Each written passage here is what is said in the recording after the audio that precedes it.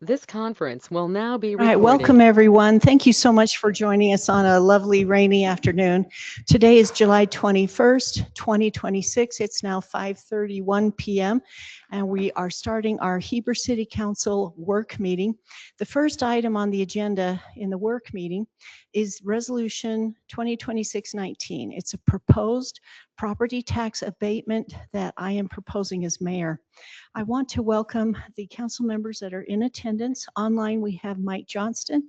In the chambers, we have Sid Ostergaard, Aaron Cheatwood, and Morgan Murdoch. We hope that Yvonne can join us soon. I didn't get any excuse from her.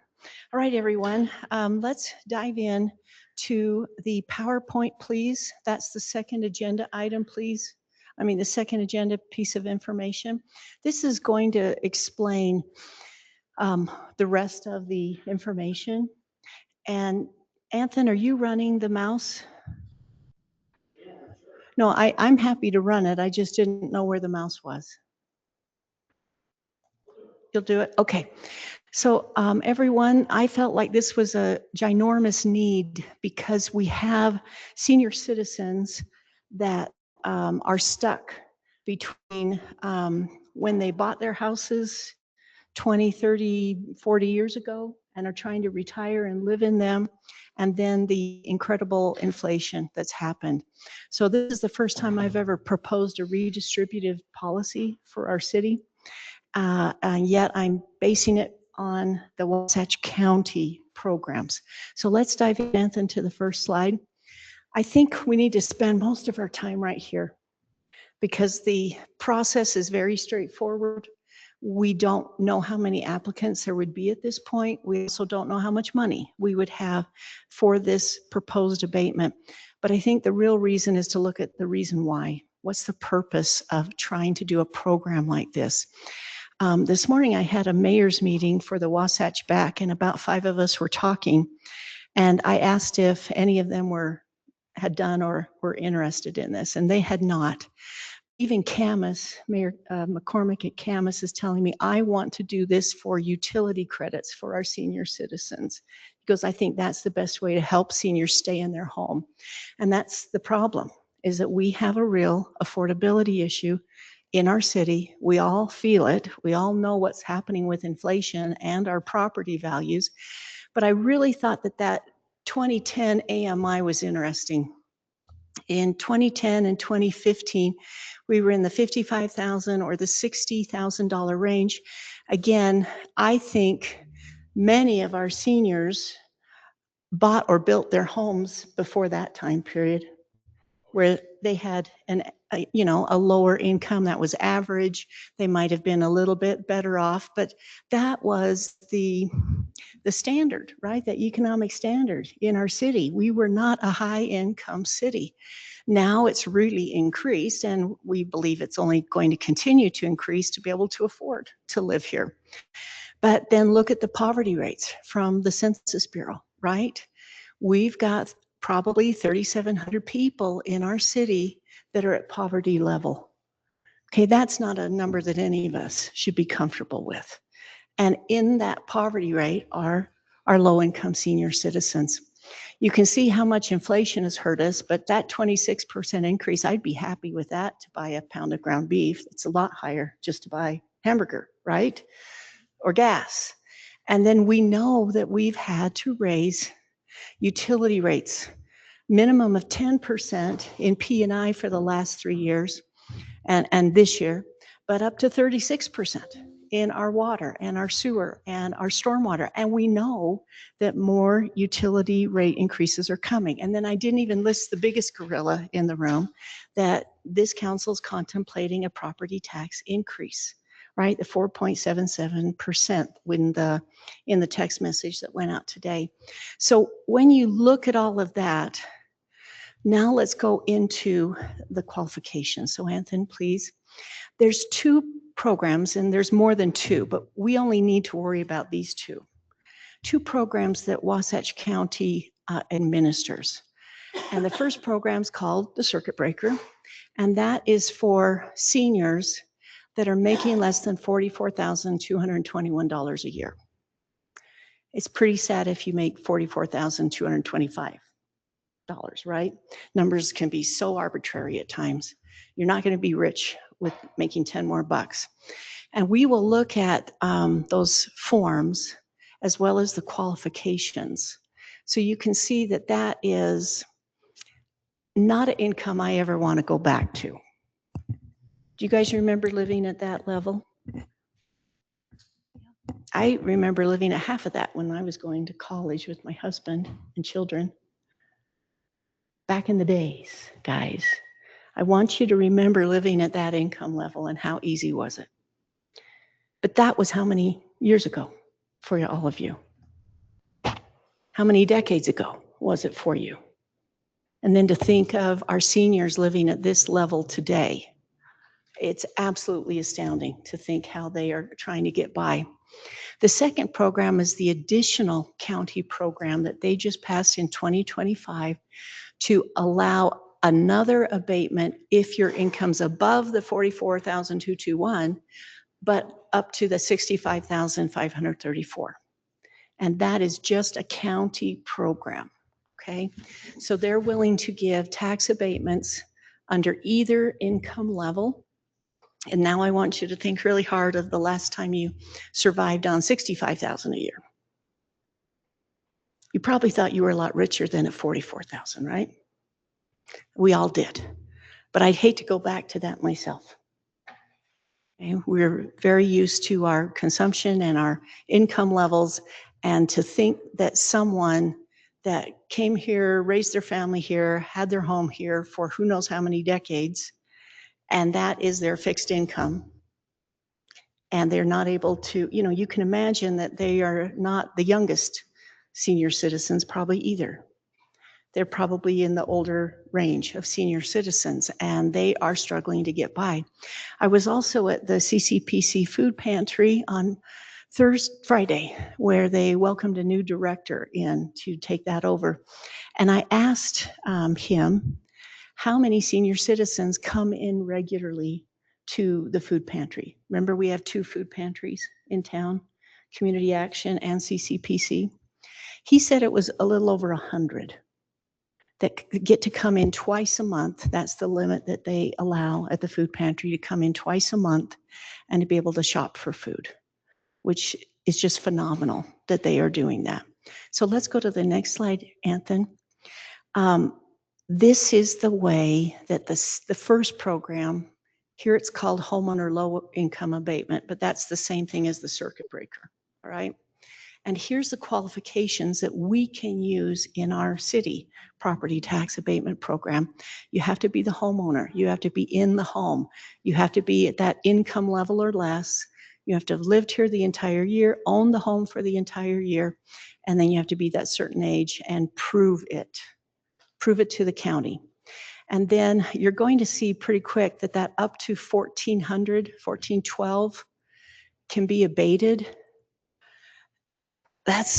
I would love to have that off of my 8,000 bucks of property taxes, but I don't know what your property taxes are. And I'm just saying property taxes have literally about tripled for me in the last 11 years or so that I've owned my home.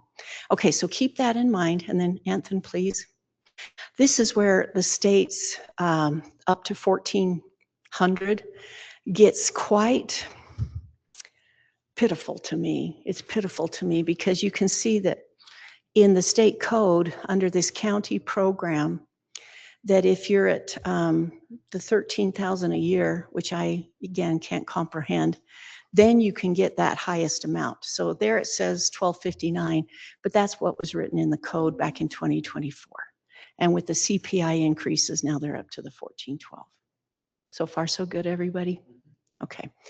And yet if you're making, $1 more, then you only get 1,100. And then if you're making, 5,000 more, then they take you down to 954 as your max.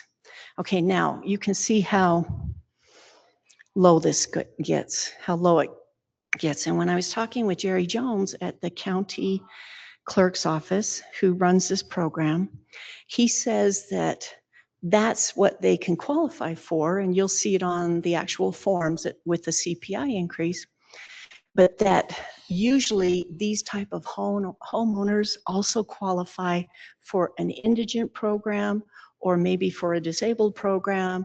And so they can double or triple or quadruple dip on all of the state programs.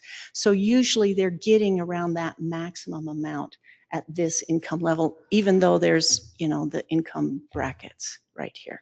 That's good news. That's very good news, I think, because this to me is really surprising that this is the way they broke down the tax credit. Okay, one more, Anthony.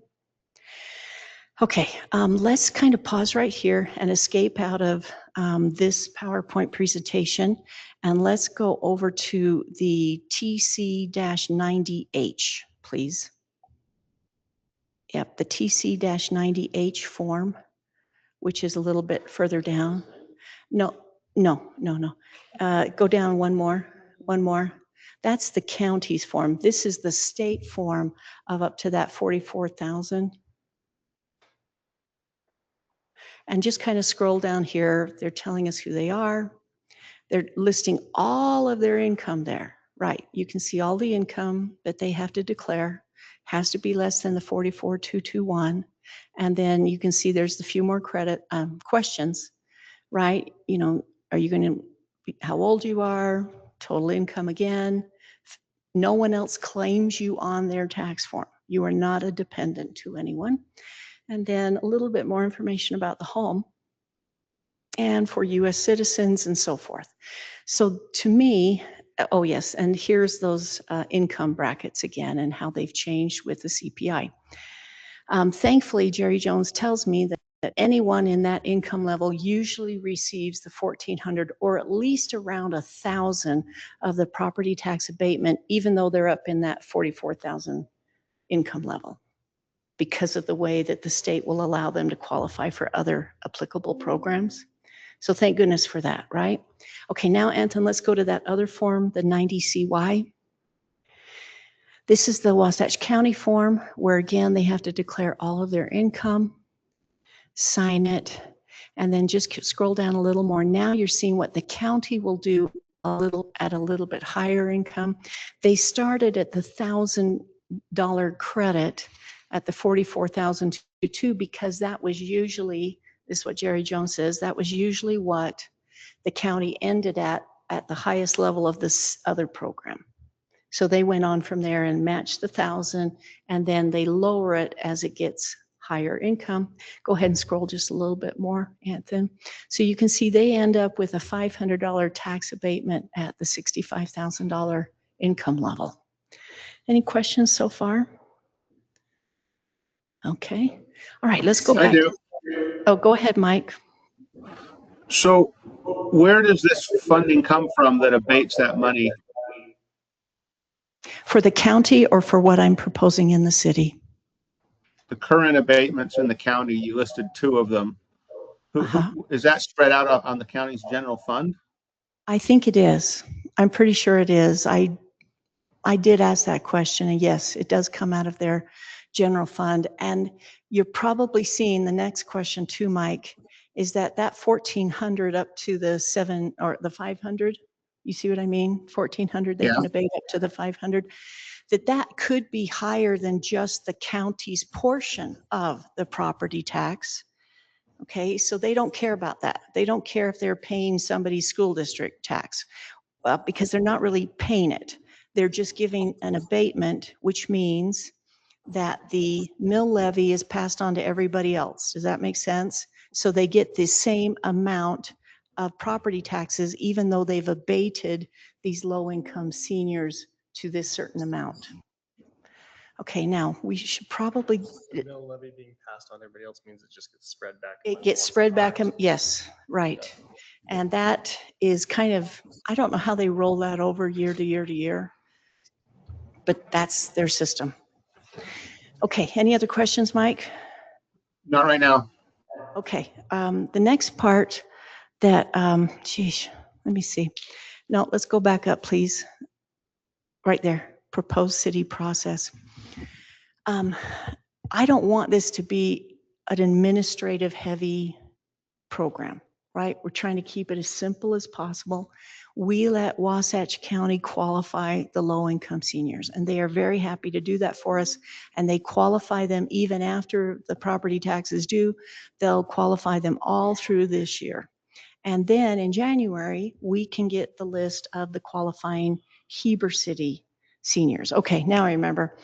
Last year, they had 146 applicants qualify, right, Jeremy? About 140, Yeah, I think that might have been a couple blind, it might have been 42. 142, and then Yeah, a couple of other people that qualified.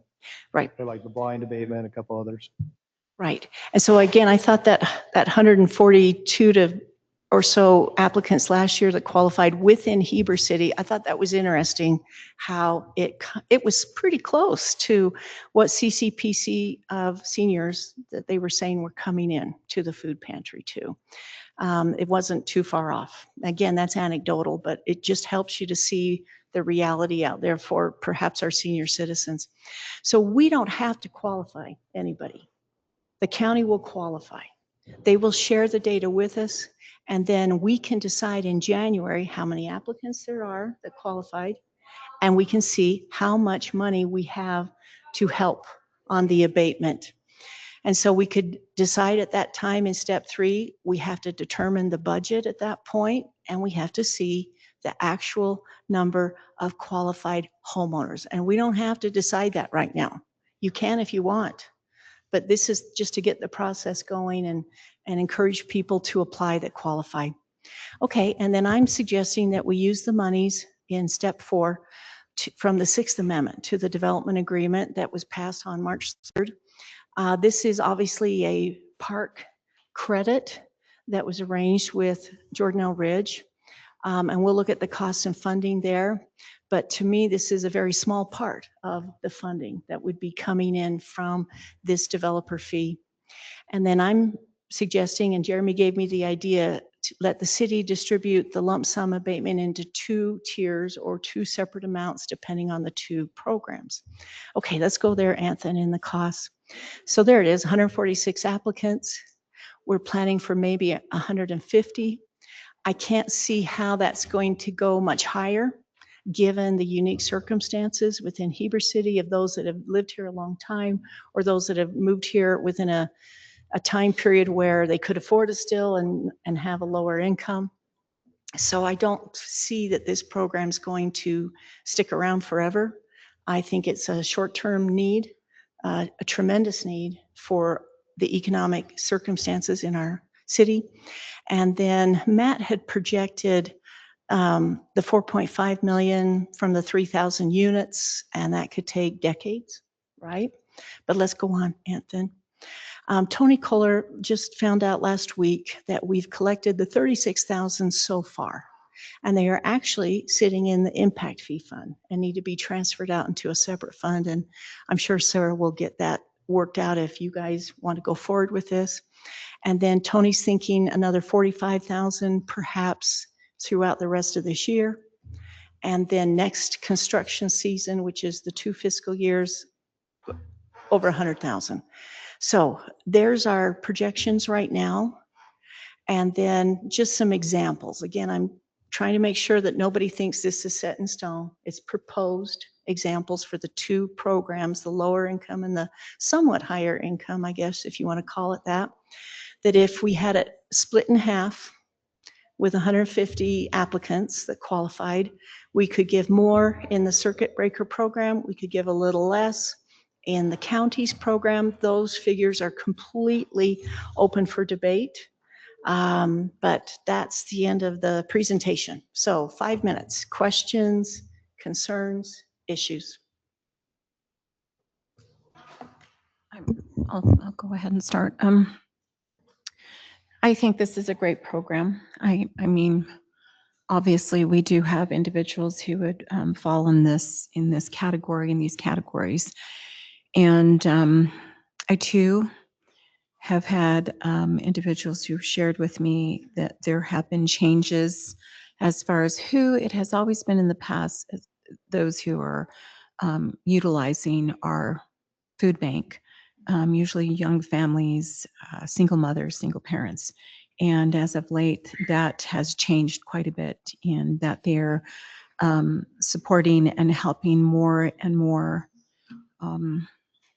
senior citizens. So I think it's a good program.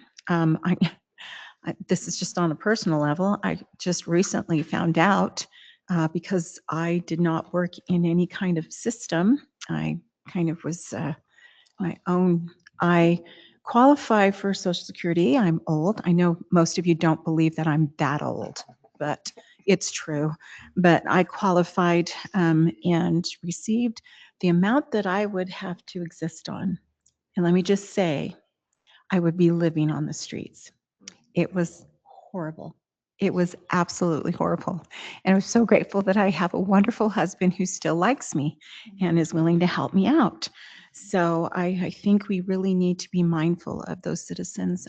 But I do want to find a source that will not create. I know that this is something that's kind of divvied out throughout the rest of the taxpayers, and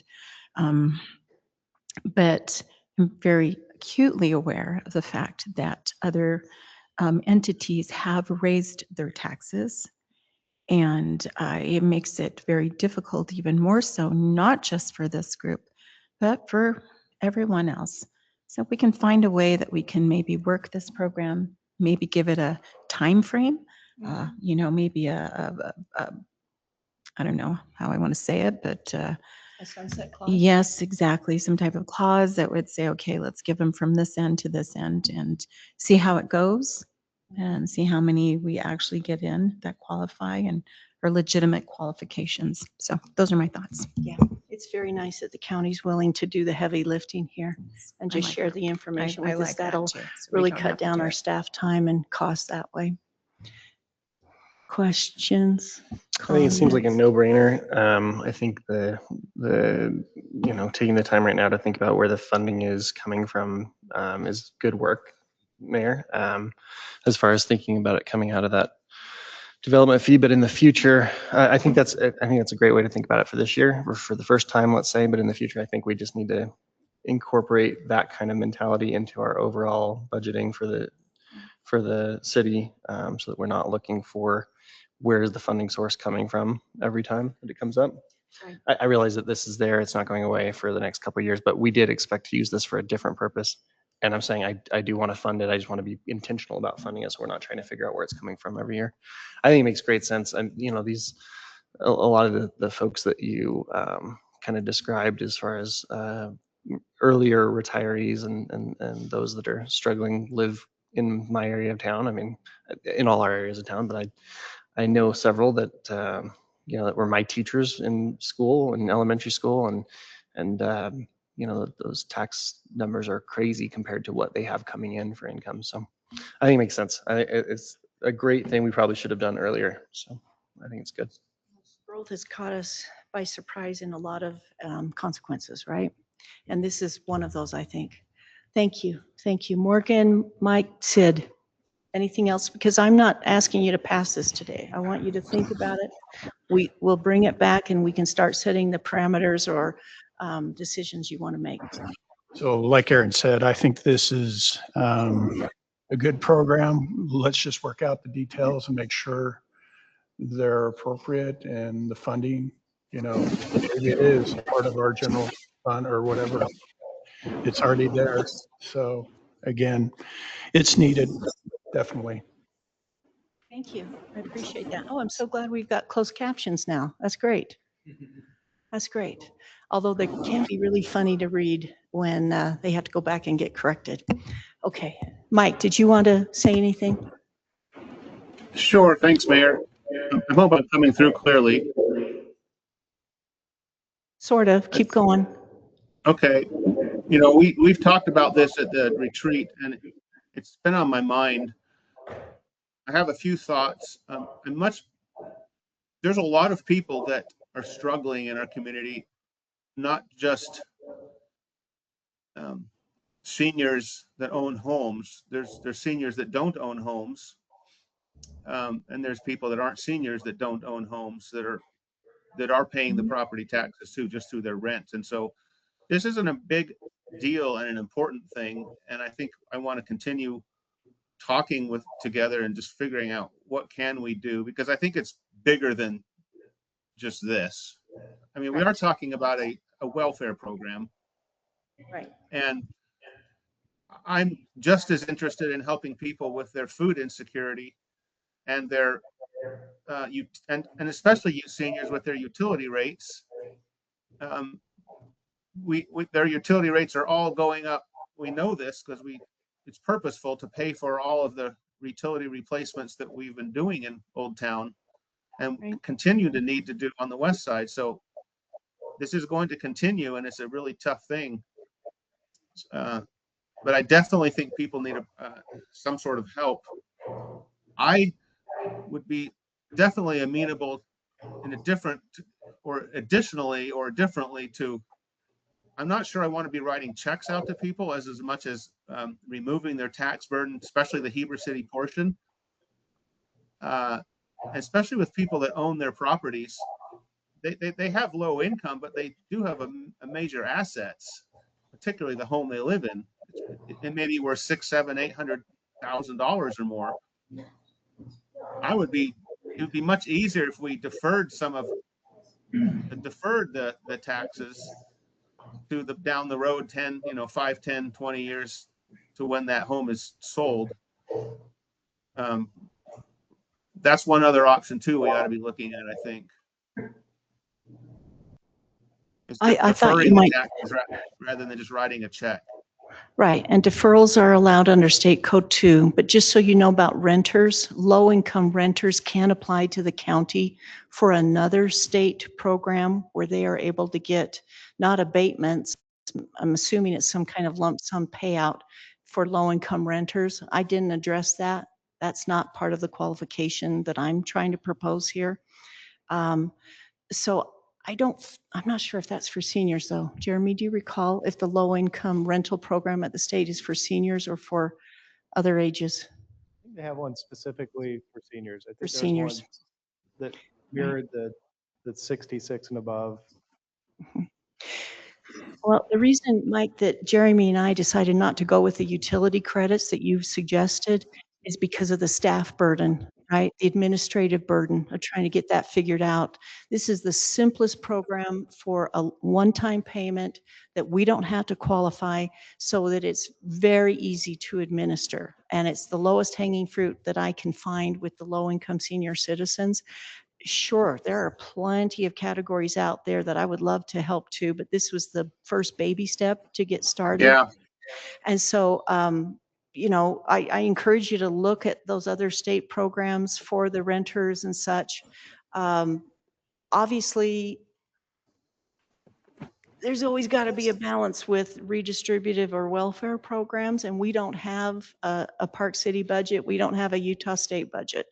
So again, very simple first steps for obvious needs with a funding source that's not from our general fund, everyone, and should be there for years to come. I don't think we're going to need it for years and years and years to come. I think it's, like I say, a short-term economic crunch for longtime citizens that have owned property in the city, but time will tell. Okay, I don't want to drag this out. We've got a room full of people that are ready to go. Did the council want a break? I'll just quickly add, Okay. Mayor, just want to thank you for the time you put in to research this. It's a lot of information, a lot of details, but I definitely agree that there's needs in the community. And it's shocking to see the AMI and to see the disparity there just in the last, 10 years or 15 years that you showed. I agree with Councilmember Cheatwood. I think it would be important just to be more intentional in looking at future budgets and determine where this will come from, but definitely see the need. But I think it would be good to have future discussions as well to discuss some of the things that Councilmember Johnston raised. Again, I'm not really in favor of a deferral program, even though they do have an asset, okay? To me, that is a real gotcha for the heirs or for whoever ends up with the tax bill, even though our Heber City tax a smaller portion of the overall property tax bill. I feel that the seniors would appreciate much more of an abatement than a deferral. And I don't want to cause resentment from them for a deferral program rather than an abatement or a lump sum distribution. Okay, so that's my 2 cents. Everyone, when would you like me to bring this back? How much time do you want to think it through before I bring it back? Let's get through budget and bring it and then swing it back. You want to do it after the property tax meeting? So either later August or September? Okay, I hope that we can decide before the November tax bill is due, because even though this is not going to be done for this year's property tax, it would be into next year that we would decide the amount and how many people qualified. It's just a matter of passing the resolution to say this is what we're going to do, and then encourage anyone that's qualified to apply.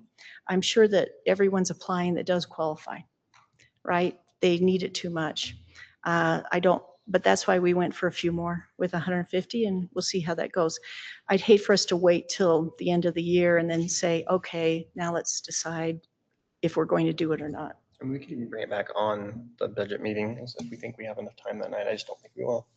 Oh, you mean next meeting? Well, I just we was better thinking if leave we wait till after time. that, Oh, then we're kind of keeping a budget and an expense separate from each other. True. This is a different thing and it doesn't relate to this year's budget. And I'm just worried about bringing it back too quick. yeah, and But I hope. think by the end of the year seems totally possible. Oh, yeah. Well, I'm hopeful before November, right? I'm hopeful by September, you guys will decide at least by then. Given the next meeting's agenda, Matt, with the public hearing for the truth in taxation, That's on a different day. Remember, that's on the 5th of August. oh, a different day. Okay. Let me check the calendar real fast. That's on a Wednesday, I believe. It is, yeah. Reminded me on that one. So it looks like we'll bring it back on August 18th then, once that's done. Okay, anything else, anyone? Okay, I don't know if you need to pause it or just let it keep rolling, Trina, but now we're going to go into our regular meeting. Welcome again, everyone. Today's July 21st, 2026. It is now 6:03 p.m. and we are ready to start our regular meeting of the Heber City Council. We want to welcome all of you here and hope you're enjoying the rain as much as we are. We're going to start with announcing the council members that are here in attendance. Mike Johnston's online, Sid Ostergaard, Yvonne Barney, Aaron Sheetwood, Morgan Murdoch, and myself, Mayor Franco. We're going to start with a pledge by Sid Ostergaard, and then Mike is assigned to do the prayer of thought, but anyone's welcome to come forward and do that. Please rise.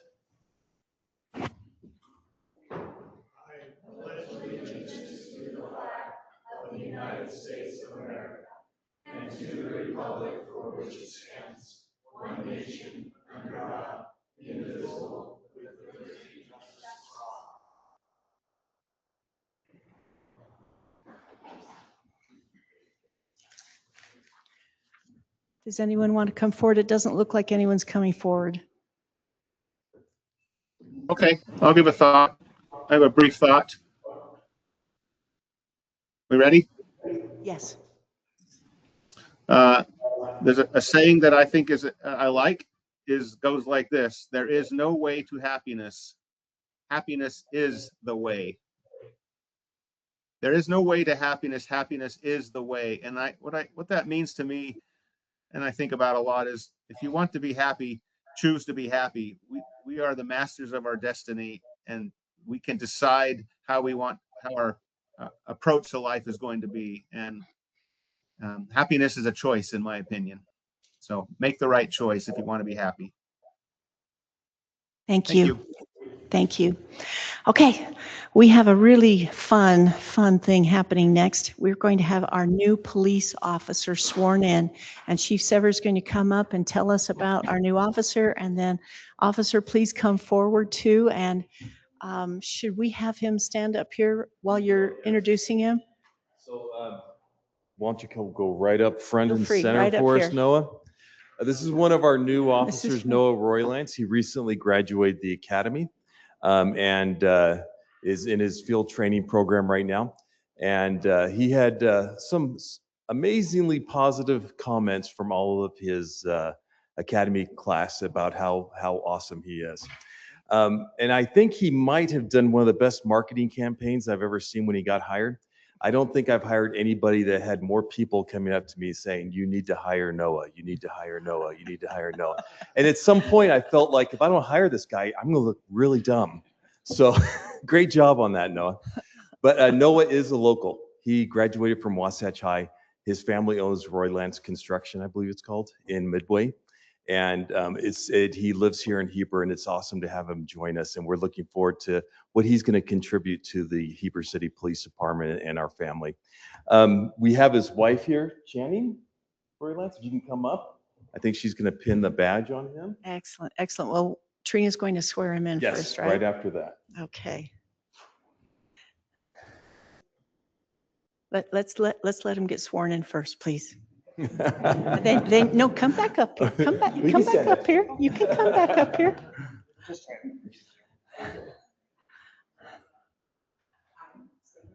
I, Noah Roylance, do solemnly swear. That I will support, obey, and defend. The Constitution of the United States. And the Constitution of the State of Utah. And that I will discharge the duties of my office with fidelity.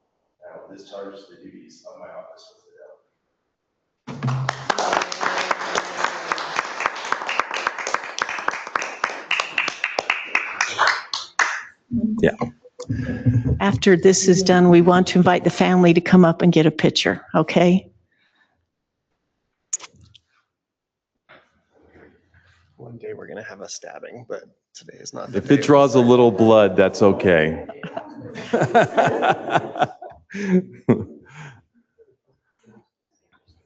So join me in welcoming the newest member of the Heber City Police Department.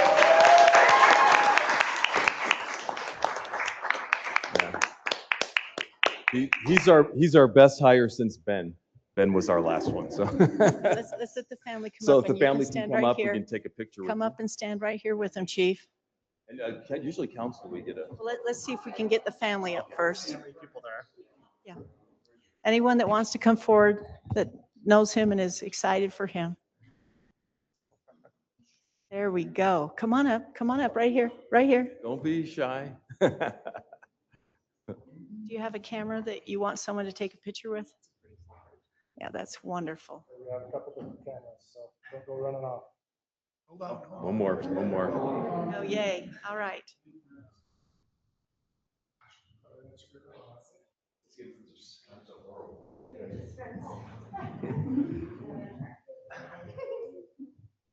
Grandma, you're leaving. 1, 2, 3. Great. Thank you so much. Thank you for serving our citizens and putting your everything on the line for us, Officer Roylance. And thank you, family, for supporting him through all of the ups and downs that will likely come. And great job at the academy. We're so glad you're done and you're here with us now. Great job. Be safe. Great. Okay, now we're going to have the conflicts of interest disclosures. Does anyone have a conflict of interest on the agenda items today? Mike, I can't see you if you're shaking your head. Mike, can you tell us yes or no? No, Okay, Thank thank you. you. Just couldn't tell, I couldn't see you. Okay, the next item on the agenda, everyone, is a public hearing. And this means anyone can come forward after the materials presented and state what you would like about this topic. So the public hearing is for a vacation of a portion of the Springs at Coyote Ridge Phase 4 plat, and it's going to be in ordinance 2026-12. And Jamie, we'll turn it over to you for the presentation first. Thank you, Mayor. All right. So the Springs at Coyote Ridge was part of the VXC annexation along with Coyote Ridge near the Ivory development several number of years ago.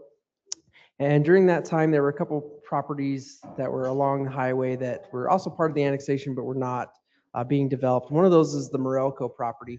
And recently, Thrive Development has acquired or got under contract on that property, and they've came and visited with the council about some development on the Morelco property. One of the requirements that we've had on them since the time of annexation is that they needed to extend Gilbert Peak Drive, or develops that through to the south of the development. And there was a public right-of-way that was dedicated as part of the phase 4 of the Springs at Coyote Ridge that was to be reserved for that. Recently, they came in and they visited with the council and had a development agreement again for the development of the remainder of the property. And we have an issue where the future road is actually going to be, and where the right-of-way easement that was dedicated to the city currently aren't lining up. And so we have to vacate a portion of the plat to remove the parcel and that easement so that we can record a new one over top of it in the correct place. And so I'm just going to zoom in here real quick on this plat. This is the the proposed plat. Gilbert Peak Drive, it goes right behind Wasatch Medical office buildings that you see there, and it dead ends again at the Tree Farm or Morelco properties. The portion, there was going to be like a barn that was built here, and that parcel is being vacated, as well as the future right-of-way easement that was for that, because it's moving closer to line up with that. So this is the new plat that's going to be approved, and then this is what phase 5 is going to look like, just so you have a reference of where that new road is coming in. And so the main purpose of this is so that we get rid of the old location of the public right-of-way easement, so that we can re-record a new one and they can move forward with the development and construction of the road. So that's why we're having the public hearing, but state statute requires us to, anytime we're going to remove a public right-of-way or any easement of that nature, we have to go through a public hearing, and then there's an ordinance via the council. So that's what's being proposed by the applicant, and that's what we're here to discuss. And so with that, if you have any questions, but I'd recommend we take public comment. Couple of questions, because I think I was the only one around when maybe this went down originally with VXC and Morelco and such. So just a couple of questions. Since the barn is not going to be there anymore and the pass-through road that goes up that south side, how close, or what would be the setbacks from the commercial area to the residential area on that south side? I mean, would there be a road still going through here, or is it just going to dead end there at the stream It's just where going to, the rest of that property line is? yeah, let me pull that up real quick. Thank you. Uh-huh. Because I'm hopeful that we can get a big enough setback there. I mean, they were saying a barn, which would be more somewhat residential, and it was going to be for storage and so forth, right? But now it looks like it's going to be commercial, and you're not saying that the road's going to go to Highway 40 there, right? It's just going to be a parking lot, basically. Correct. So what you're seeing here is Gilbert Peak Road, which is the one that runs north-south, parallel to Highway 40. It will stub to the property, and there are some property owners down here. It will just stop right there. Then there will be a tie-in, though, right here, 1610 North. They'll have the ability to continue to access off of Gilbert Peak Road. It doesn't go all the way down to Highway 40, and it hasn't, based on the previous plans. The setbacks on, because it's R3, is 30 feet from the main road, from each road. And then they have like a 5-foot setback. We also have this easement here for storm, I believe it's a storm drain easement. And so they would also not be able to build a building in that storm drain easement. It looks like it's approximately, I'm trying to see where Oh. yeah, Oh, so it's somewhere in that 15 15, feet? 20 feet. Well, Yeah. I just hope when they bring in their site plan Mhm. that they're considerate of the existing residential that's right next to them, that thought it was going to be a barn next to them instead of a 2 or 3 story, commercial building. And if they could put the parking on the south, you see what I mean? Instead of a tall lighted, even though we have dark skies, right? It's really going to be more intrusive on the south side for the existing residential. Okay. Yeah, and we have a site plan that we've referenced from or that's in that zone change agreement or development agreement for this parcel as well. So that they're basically, but most of that is pushing that up towards Highway 40. Mhm. And so that, So that's the next question. What about the scenic buffer trail in that 30-foot setback there? that's required per that agreement. Okay, so they'll be putting that in, but then it's going to dead end, right? Yeah, it will dead end toward at the south end of their property. Okay, and then, okay, I think I've got my questions answered. Okay, you answered my questions. Any other questions, council? Any other concerns? Okay, then we're going to open it up for the public hearing to vacate a portion of the Springs at Coyote with, and then if you'll show the amended picture, please. And maybe my last question is, where it goes into that private lane on the south side, will it be less than or equal to the width of that private lane where it goes in? It looked like it was going to be less from what you showed. No, I believe that it matches the private lane where the private lane would enter into that public. Okay. Yeah. Okay. Very good. Okay.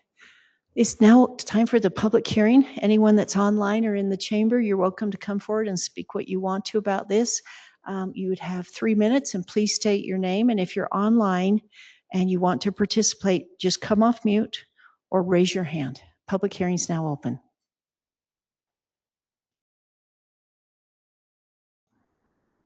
Anyone online?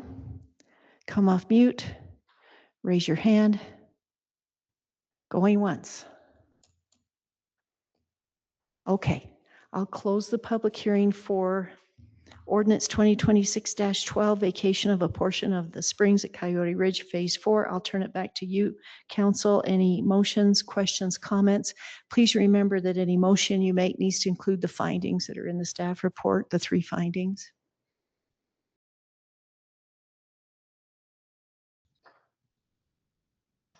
Mayor, I will move that we approve ordinance 2026-12 as proposed, vacating a portion of the Springs at Coyote Phase 4 as described in the staff report, including the findings in the staff report. Okay, thank you. Is there a second? I'll second, Mayor. Thank you very much.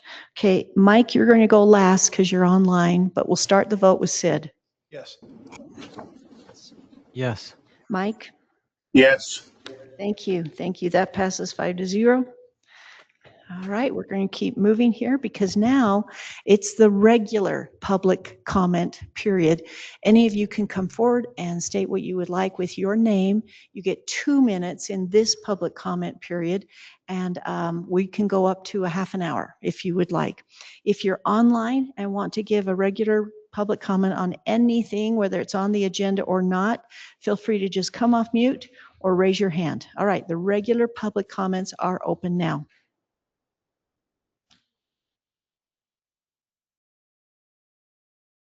Glad to see that everybody's so calm. That's great. Is there anyone online that wants to give a public comment? Just come off mute, raise your hand on anything topic you would like, though we are not going to give you world peace, sadly. Okay, I'm not seeing anyone online. Do you have one to read? Okay, go Sure. ahead. I'm sure the city council has already seen it, but I thought it's important to share it with the public. Hello, as you might know, the marching band for Wasatch High School and Deer Creek High School run a fireworks stand to raise funds for our marching band season. These funds go towards uniforms, props, staff, instruments, and transportation. It would be in our favor to allow use of fireworks during Pioneer Day in the Heber area so the marching band can have another comfortable season financially. Thank you. Day. You know, I do hope that they can do a GoFundMe or something, given the circumstances of this year. I haven't suggested that to them, but I'm pretty They, sure they would get the community support. Yeah, for anybody that is curious on the public or mayor, if you go to the stand where they aren't able to sell, they do have QR codes for donation. Good. They are able to process donations directly through the Wasatch Education Foundation uh, receipt and then get it back that way. That'd be great. The thing is, just as far as my understanding, talking to them yesterday, there have not been near enough people that have done that to fix the funding potential issues right now. Is there any way that you could get me that QR code so I could put it in the city newsletter? Because I have that volunteer or service area and I could mention that there and hopefully that could help. Are we missing any other of those Also do that fireworks? online as I well. was just going to suggest the same Yes. thing. Mhm. Thank you. Right. I think that's the minimum that we could do. Is that possible for you to send that to me? I really appreciate that. That would be By the end of the really meeting. good. Okay, any other public comments? All right, I am going to close that. We're going to keep moving. The next thing is the consent agenda, everyone. We have the June 16th, 2026 City Council meeting minutes and the July 7th, 2026 City Council meeting minutes. There's just one thing that I hope you'll include in your motions if you want on the consent agenda is on the June 16th meeting minutes on page 2. It says resection instead of retention, and I thought that that might be good to clear up.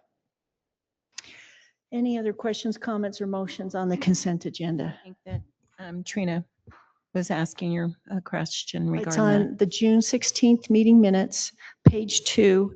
We've got to talk, we're talking about retention basins, but it got flipped to resection.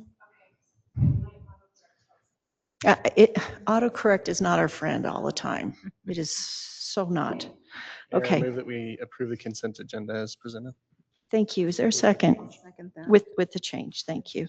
Thank you very much. Okay, we'll start the vote, please, with Sid. Yes. Yes. Mike? Yes. Thank you. Consent agenda's passed 5-0 with the one change. All right, now we're into our general business item, and we'd like to invite our great fire department up here to discuss what's happening this week for the Pioneer Days holiday and the fireworks that are prohibited July 22nd through 25th. That's the 22nd, 23rd, 24th, and 25th. Matt, do you want to start or do you want our fire department to start? I'll just tee it up by saying that the Division of Forestry, Fire Services State Lands has approved the prohibition of fireworks within Heber City as of this afternoon. Really appreciate all the work that your office did to help us get squared away on this. And even though I wish this rain would last for 10 days and probably cause other issues, we still need more, don't we? Would you like to say anything about this? So this decision that we come to, we don't come to it easily or flippantly. This is only the second time in Troy and mine 16 years that we've gone into full restrictions. So we are obviously in extraordinary times. The problem that we run into, because I'll admit, every year we've gone into more stringent fire restrictions than our just standard restricting in the wildland urban interface. Within the next 24 hours, we receive rain like this. But the problem that we've run into starts way back with the winter.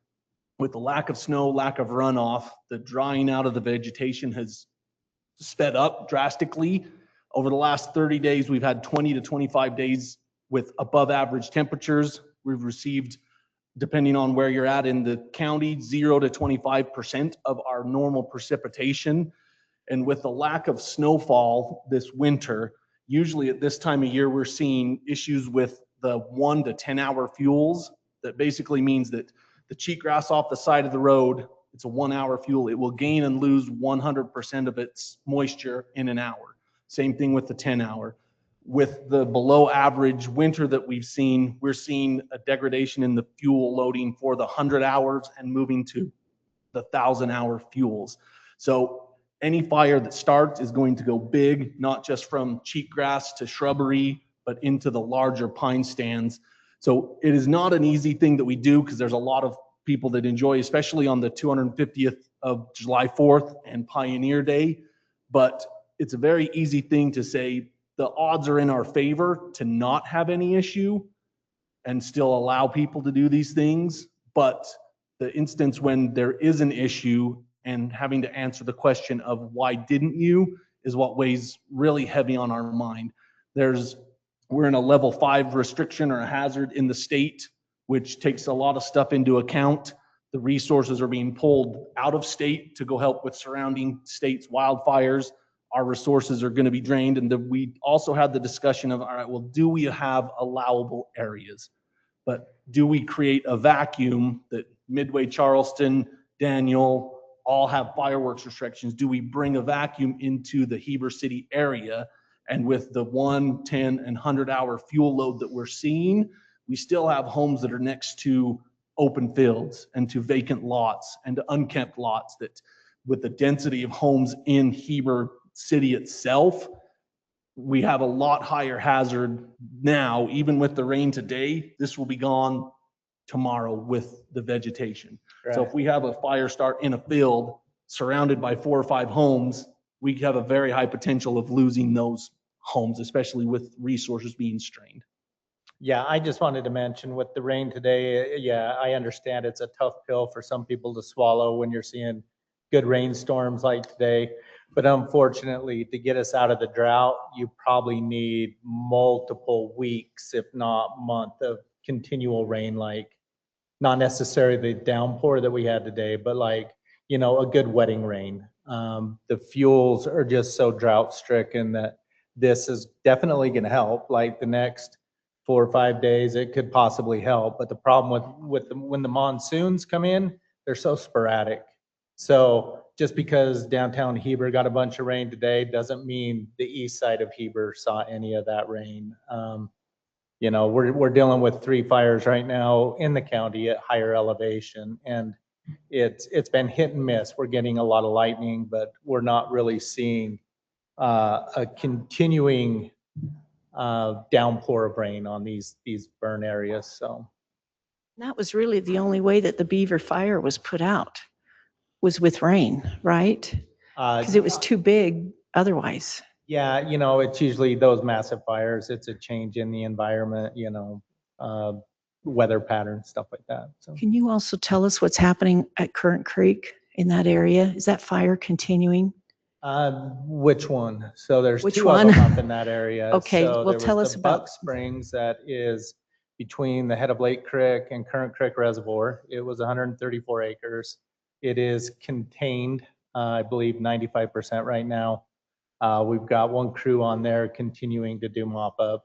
There was another one that was just on the Buckhorn Ranch, just off of Current Creek Road, right at the Duchesne, Wasatch County border.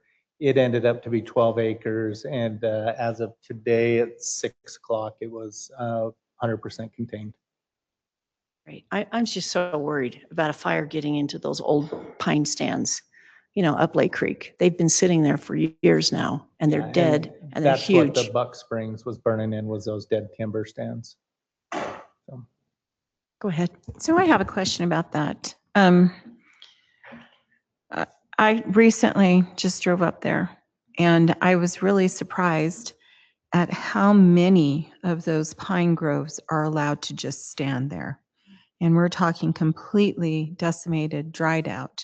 All it would take literally was someone to throw a match or something, and that whole area would go up in flames. So obviously, if there's lightning strikes, whatever. My question is that with the wildland map that we have currently and the requirements that are being placed upon those property owners to mitigate their properties, to keep their properties safe, why are we not seeing that same type of effort from the Forest Service? So I can answer that. So with the Forest Service, there's a lot of red tape that they have to go through, unfortunately, with environmentalist groups and a bunch of different governmental laws that they have to. I will say that the district ranger that we have now is very proactive. They have allowed a lot of logging up in those areas, and they're doing a lot of project work, which includes prescribed burning. Putting the fire on the ground on our terms, kind of trying to clean up some of that area so it'll avoid having a catastrophic fire when it comes. That kind of stuff is done early fall, What is early that? When you spring. say putting it on the ground, what are they doing? Just putting a big pile or? So a lot of it's hand cut in piles, and then they'll go back when there's snow on the ground and they'll burn the piles. Other is like broadcast burns where they'll go in and they'll take a big section and they'll create fire breaks around the section, and then Okay. they'll burn it in intermediate chunks. When are those Just low usually done? intensity Yeah. fires Okay. to clean up the forest and, Okay. kind of create that buffer. So when we do have a lightning strike fire in those Mhm. trees, it's not gonna be as bad as it would if we didn't do any Okay. treatment on the landscape. And when do they usually do those types of mitigation? Obviously not right Yeah, now. it's typically done late spring, or early spring, late fall, winter time. They had a bunch of project work slated to be done this spring, but with the lack of moisture and the dry winter we had, they kind of postponed that. So maybe that'll be something that they look at next spring. All right. Thank you. I hope to appreciate that keep answer. Working at that because there's miles and miles and Oh, miles of it. I was actually surprised. I was taking a grandchild up there just to show how beautiful it was. Yeah. And was so sad to see not even just the pine forest, but there were aspen groves as well that were just, it was awful. It was really sad. Unfortunately, forest management has been an issue over the last 50 years, Mhm. really. Like even on the fire suppression side, putting every fire out when it started has actually became a bigger problem for us than letting the landscape do what it's naturally made to do, which Yeah. is burn. And Okay. Thank you. Well, again, we want you to stay safe and your team, right? And we really appreciate all that you're doing to keep us safe here in our city and our valley. So come back again and stay safe. And we really appreciate all the work you've done to make sure we stay safe. Thank you. Thank you. Right, everyone, those of you that are just joining us, we've been able to go a lot faster than we usually do during our meeting. We've already done the public comment part, and we just have 3 items left here. If you can scroll up a little bit, whoever has the mouse. We have our 2 action items and then the communication items. And I'm not sure how long these will take, but you're certainly welcome to talk to us when we're done, also here. So the next item is an action item that Russ Funk, our city engineer, is going to present. It's a decision for the city council regarding the repair or replacement of the Public Works salt storage structure. Thank you, Russ. Thank you. Do you need the mouse?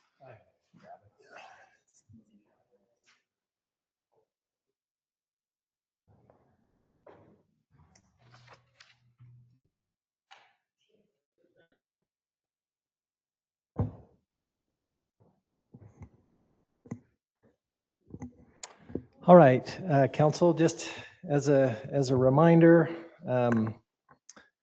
last council meeting, council approved a contract with Sunrise Engineering to analyze and redesign, have the engineering consulting agreement to repair or replace our existing salt structure that has failed. It was built with our Public Works expansion in 2019 and has due to several issues, has failed.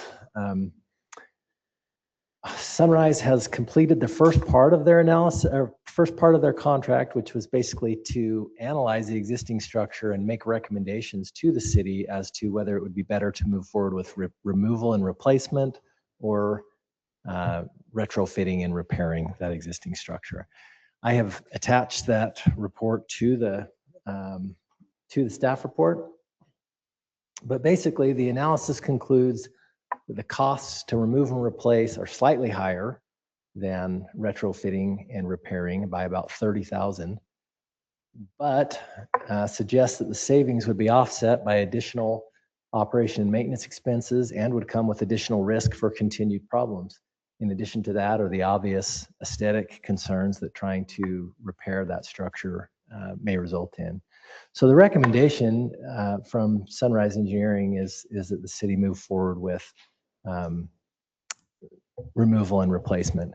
The reason this is important and the reason that we are pushing this forward so quickly is because staff believes it is critical that we have this structure in place for the upcoming winter season. We really kind of lucked out last year with the winter we had. We don't know that we'll be so lucky again. And so even with the schedule as is, we're trying to get this structure done by November 1st. That means they need to know as soon as possible whether they're designing a repair project or a replacement project. So the whole goal tonight is to just get council buy-in or council direction. Do we move forward per their recommendation, or do you have other thoughts? I do want you to know that there are some budgetary concerns to be aware of. The recommendation or the cost estimate to remove and replace is about $500,000. Our draft budget that we're currently operating under has about 232 in it this year for salt reconstruction. As you know, it's our hope that we're going to get reimbursed through ongoing litigation relating to the failure, but that isn't guaranteed. In fact, Jeremy, I don't know if you want to share, but we have received some information back. And I mean, I don't want to get deep into the litigation. We can discuss that in a future closed session, but we've had some ongoing discussions with them. The other parties have suggested that they believe that it can be repaired, although they haven't provided us really any information about the cost. So we're continuing those discussions. So my recommendation, I believe based on the findings in this report, that it is best to move forward with designing, to get the design for the new building. And then if we'll continue to kind of work through the litigation process, see where we're at that point in the litigation, and then make a determination. But if we don't do that at this point, we're not going to get through the process to rebuild this year.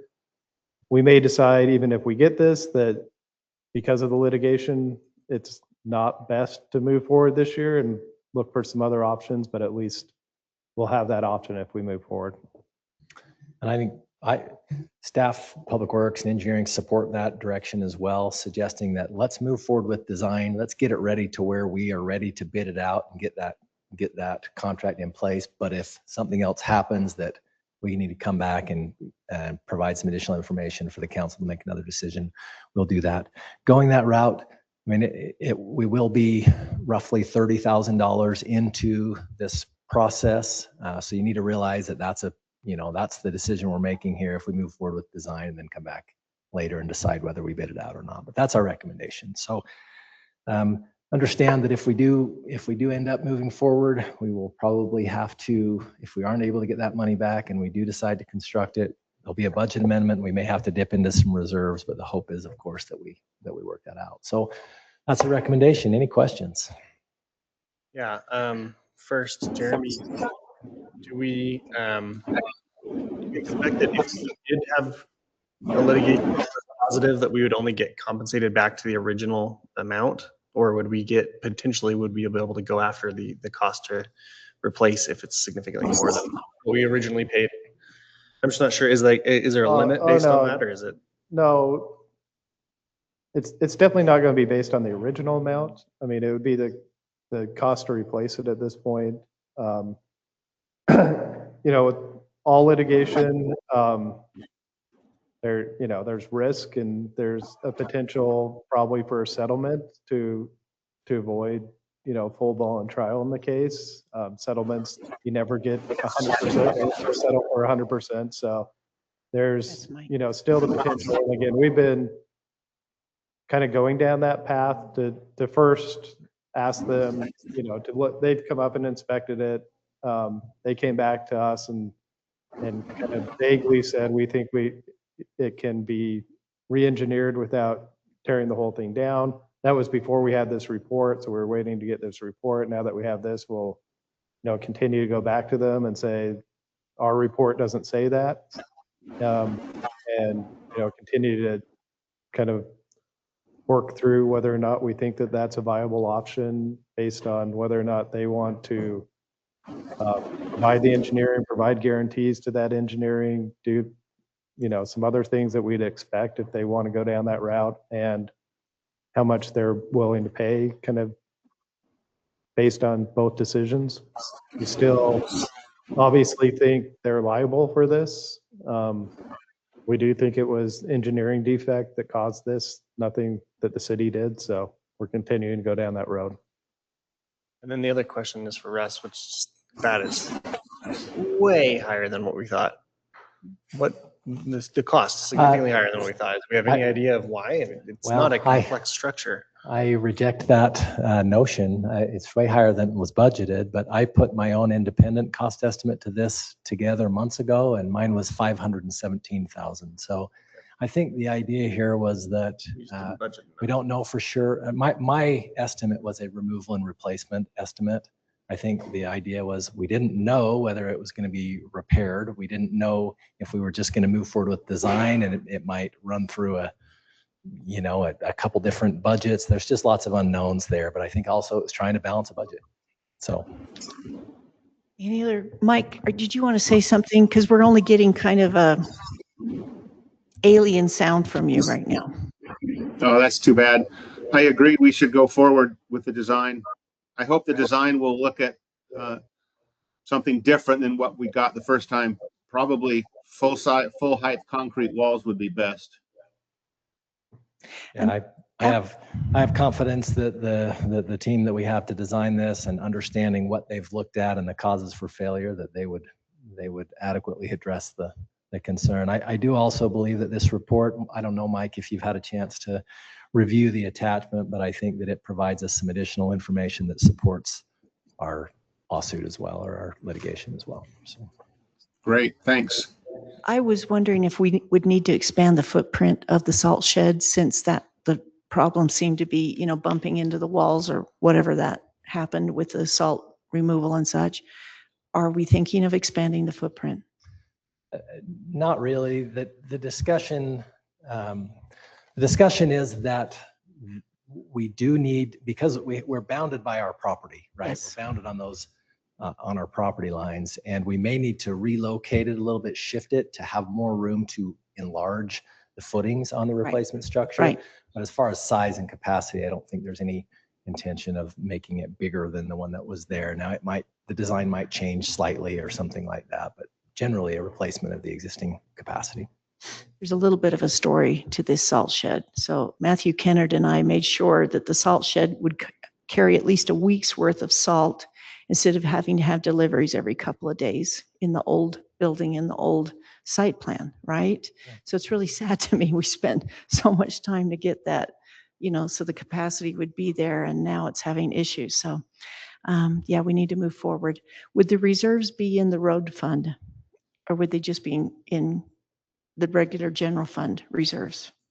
Well, I guess that would be up to the council. I think my thought there was we may have to just dip into our general fund reserves with the intent of paying it back, but we could do that with other funds as well. Well, we could do that with a transportation fund or something like that. So I hope we can see some options. Go ahead, Matt. Staff would be making a recommendation as to what revenue sources to leverage for the repair or the replacement of the salt shed. The budgeted number for fiscal year 27 was essentially a plug number, recognizing that it would change based upon whether it was a redesign or reconstruct. And if it was from the general fund, we realized that would also have to go back to the reserves, as Russ indicated. Okay, is there any other council questions before I open it up for public comment? I had just one more question. Maybe you've already answered this. Jeremy, this is for you.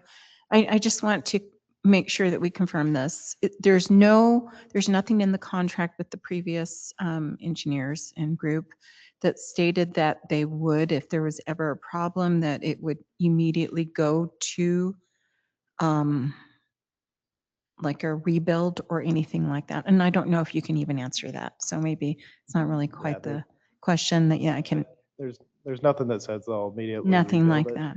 but Okay. the idea is if it fails, we had to rebuild it. Now, to Aaron's question, there could be an argument, obviously, that if it would have cost more to build it to a higher standard first time and the city would have paid more, there's potential argument that they shouldn't be required to pay those costs, but because it would have cost more the first time to build it correctly. But again, I mean, there's a lot of arguments in litigation. You never know what you're going to get. So we just need to continue down that process. Okay, thank you. Anything else? All right, Russ, you don't mind stepping down or sitting down for a bit? Let me open it up for public comment and then we'll turn it back to the council. Okay, so we have now 10 minutes of public comment available for this decision on repair or replacement of the Public Works salt storage structure. Remove and replace is $522,700. Trying to fix it and repair it is $493,100. Anyone's welcome to come forward and you get your, is it 2 or 3 minutes? Is it 2 minutes? 2 minutes. All right. Thank you. We just changed that, everyone. 2 minutes. Great. And if you want to say a comment online, just come off mute or raise your hand. Public comments open for this decision. Anyone online want to come off mute or raise your hand?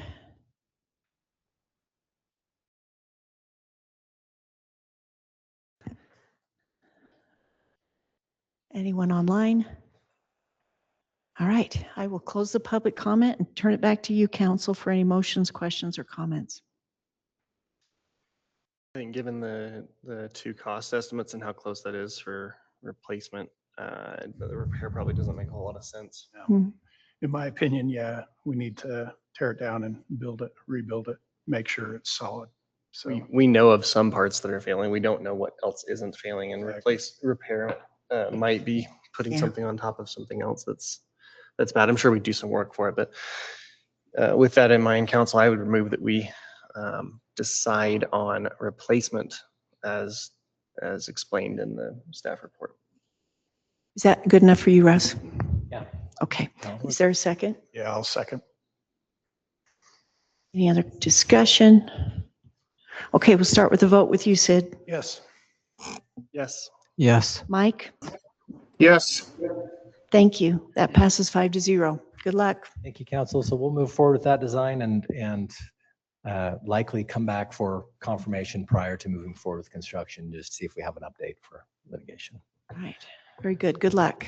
It's Great. that's a tight timeline. Are you here for the next? You are here for the next one. I'm staying. Okay. The next action item is approval of a UDOT betterment agreement in the amount of $875,822.15 relating to, yep, that's right, relating to the realignment and new traffic signal at the intersection of Mill Road and Highway 40. Russ, we'll turn it back to you.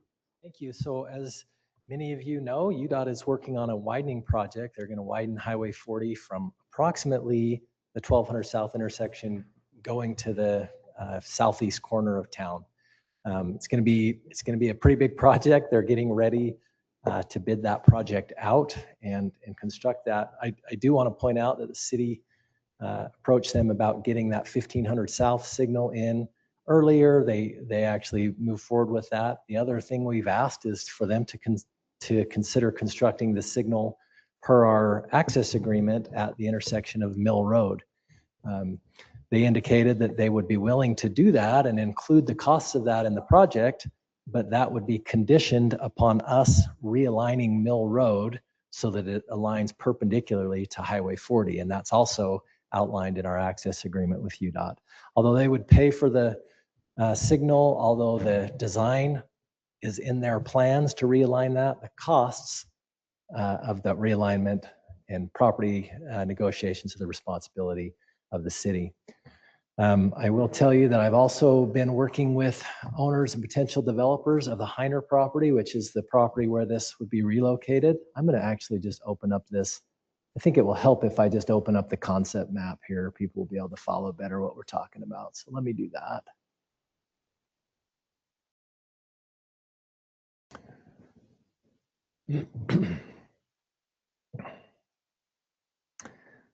Okay, so this is the concept exhibit, a little different than the plans, but basically this is the intersection, the signal, and the realignment that we're talking about. The betterment agreement with UDOT is in the amount of $875,000, a little over. they will not enter into an agreement with a developer or property owner. Their agreement is going to be with the city. And so they're asking us right now to enter into that agreement. They said they need it by the end of July in order to know how to advertise and bid the project. I've also been working with the property owner and developers, potential developers of this property here to work out another agreement, which is basically a swap of the right-of-way associated with the old road that's not used and the new realignment. So they would dedicate at no cost to the city the right-of-way needed for that road. We would just give them back the portion that we don't use of the old right-of-way. The utilities would stay in that existing corridor, but there would be easements that would be left for that. And then the other major component of the agreement is, of course, the cost sharing agreement, where they would be responsible for building a standard local size road, and then Heber City would be responsible to pay for the upsizing the road. We do have a draft form of that agreement. It's going to take us a little bit longer to work that out and potentially get that approved, which is, I guess you could say, is a little bit of a potential risk for the city moving forward with this cost sharing agreement prior to having that done. But I think that the negotiations there have been made in good faith and expect they'll happen and move forward as we anticipate. I will say that that group of owners and developers is here in the room, and if the council has any questions or if we want to hear anything from them, I think they're willing and able to do that. I guess we can leave it at that unless the council wants to discuss that further. But anyway, this is the concept. I'm going to go back to staff report for a minute. I guess my question real quick while you're doing that, is the same property owner on both sides of the road there? No, it isn't. But I'm going to answer that question. I wish I could have both of these. I can probably. I just need to be smarter about how I'm doing this. So, Mayor, to answer that question, the Heiner piece of property is on the east side of the existing road. So if you look at this existing road, they're on the east side.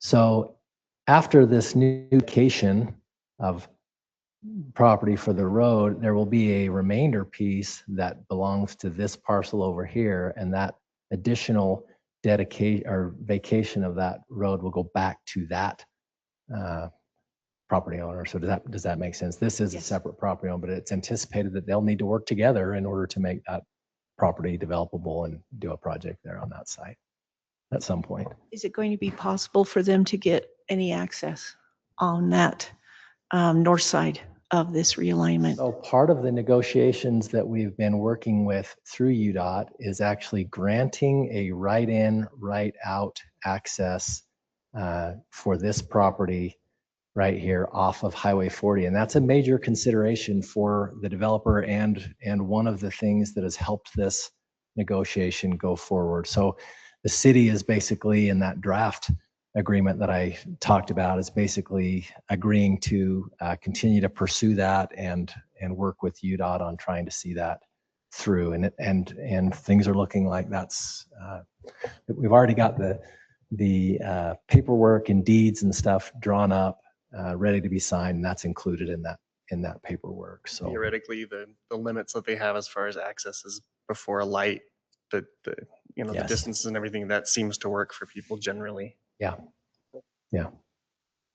So back to kind of the rest of the ask here tonight. It's just wanted you to be aware of the timing. With UDOT is asking for this by the end of July so that they can advertise as soon as possible in August. They're trying to get this taken care of. And then there are a couple small things with the agreement language that I responded back to them. At the time that I submitted this report, I didn't have the final language, but they have made those changes and sent me back a draft with them. Although I'm not 100% sure it's made it all the way through their approval process, but they were comfortable enough to make the changes and send them back to us. So, and if you want to see those, I included those changes in an attachment to the staff where I can bring it up, but that's really the major thing I wanted to kind of talk about with you. As far as budget impact, we have 565,000, actually 600,000 budgeted available for the project this year. That's less than the anticipated cost proportion that the city would be providing, but it does give you an idea that if there's a delay or anything there with that agreement coming through, this is what we have, and it helps you understand that we would need another roughly $276,000 to cover it if that development fell through and didn't happen or something like that. So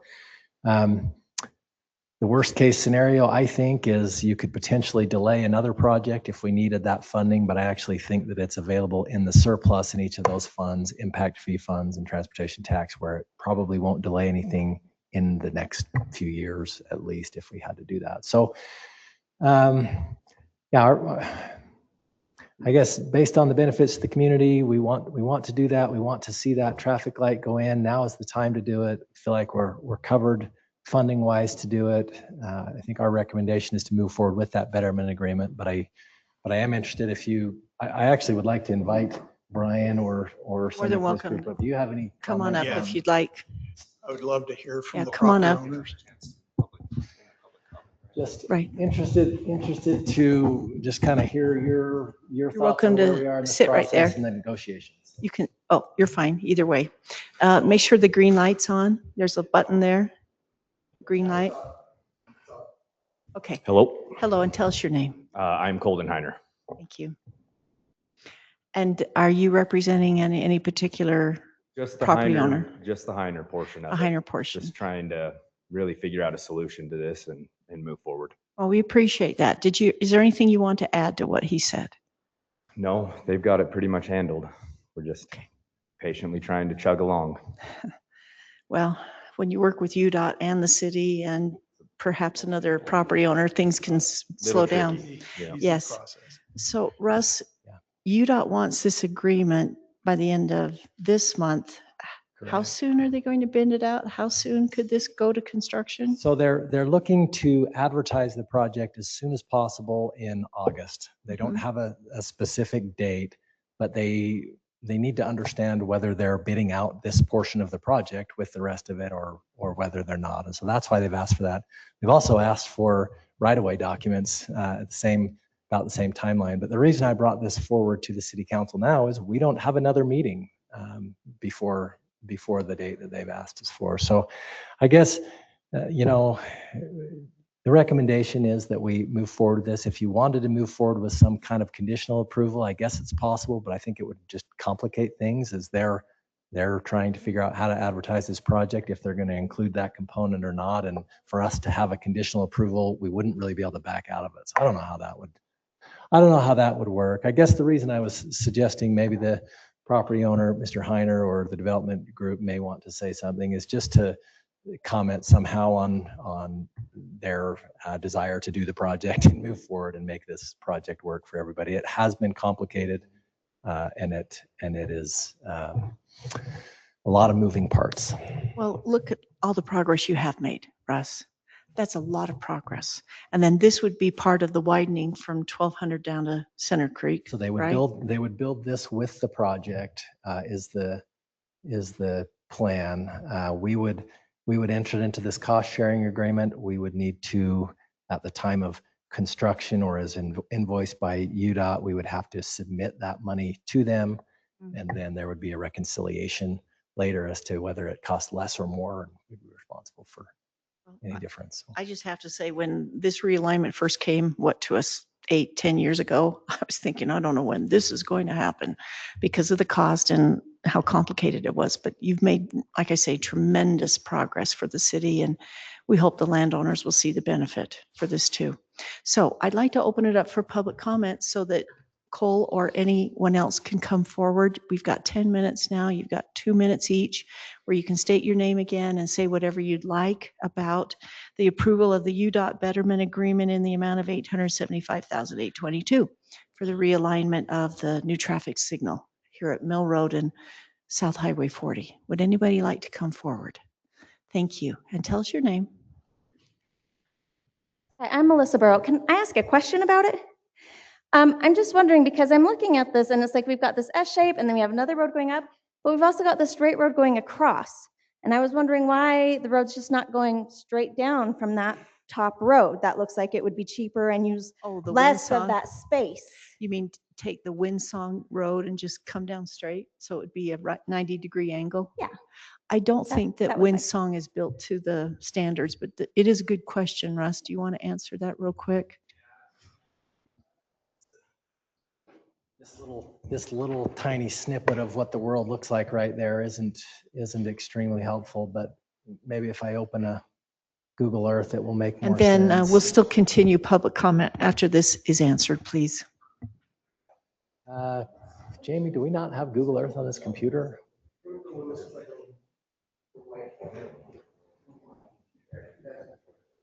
Interesting. I mean, Make sure the answer to the the light's on question there. is, this is a major roadway. This is a major collector, and Mill Road runs north to south. Doing what was kind of proposed there would end up running a major road into a small road where they'd have to turn, and then they'd have to turn again onto the other road. But I think it makes more sense here as we zoom into our little neck of the world here. Where are we? A little south.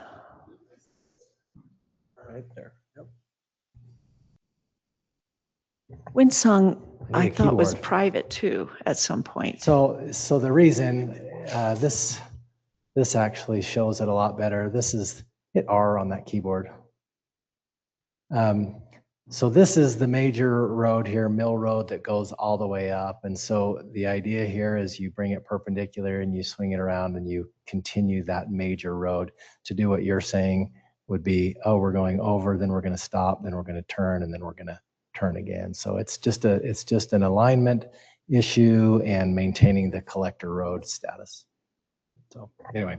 And that UDOT wanted the intersections to be straight on instead of angled.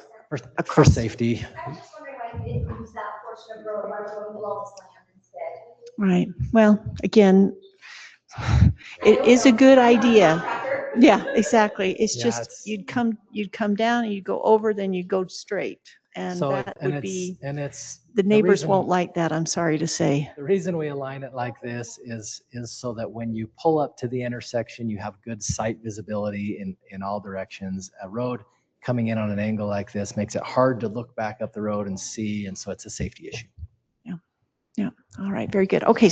So public comment's still open for anyone else that would like to come forward, or Mr. Balls, if you want to say something. Absolutely. Of course, Brian Balls here, really at the request of the Heiner family. We've been working with the city and Russ actually for the last long time in working through the details, and we appreciate again the relationship that we have there.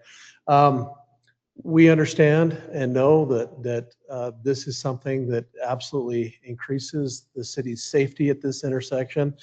Truly, I navigate this intersection quite often, and you know the condition that Russ just mentioned of coming up at that hard skewed angle. I'm truly surprised that there haven't been more bad traffic accidents right there. So we definitely support this from a safety standpoint. Again, we've been working with Russ for the last little while to come up with the provisions, because we know that we're going to be coming back to the city to work out a separate agreement that will be in addition to the one that you're entering into with UDOT. And so we anticipate, of course, coming back and finalizing off the provisions of the details of what that agreement will look like between the parties.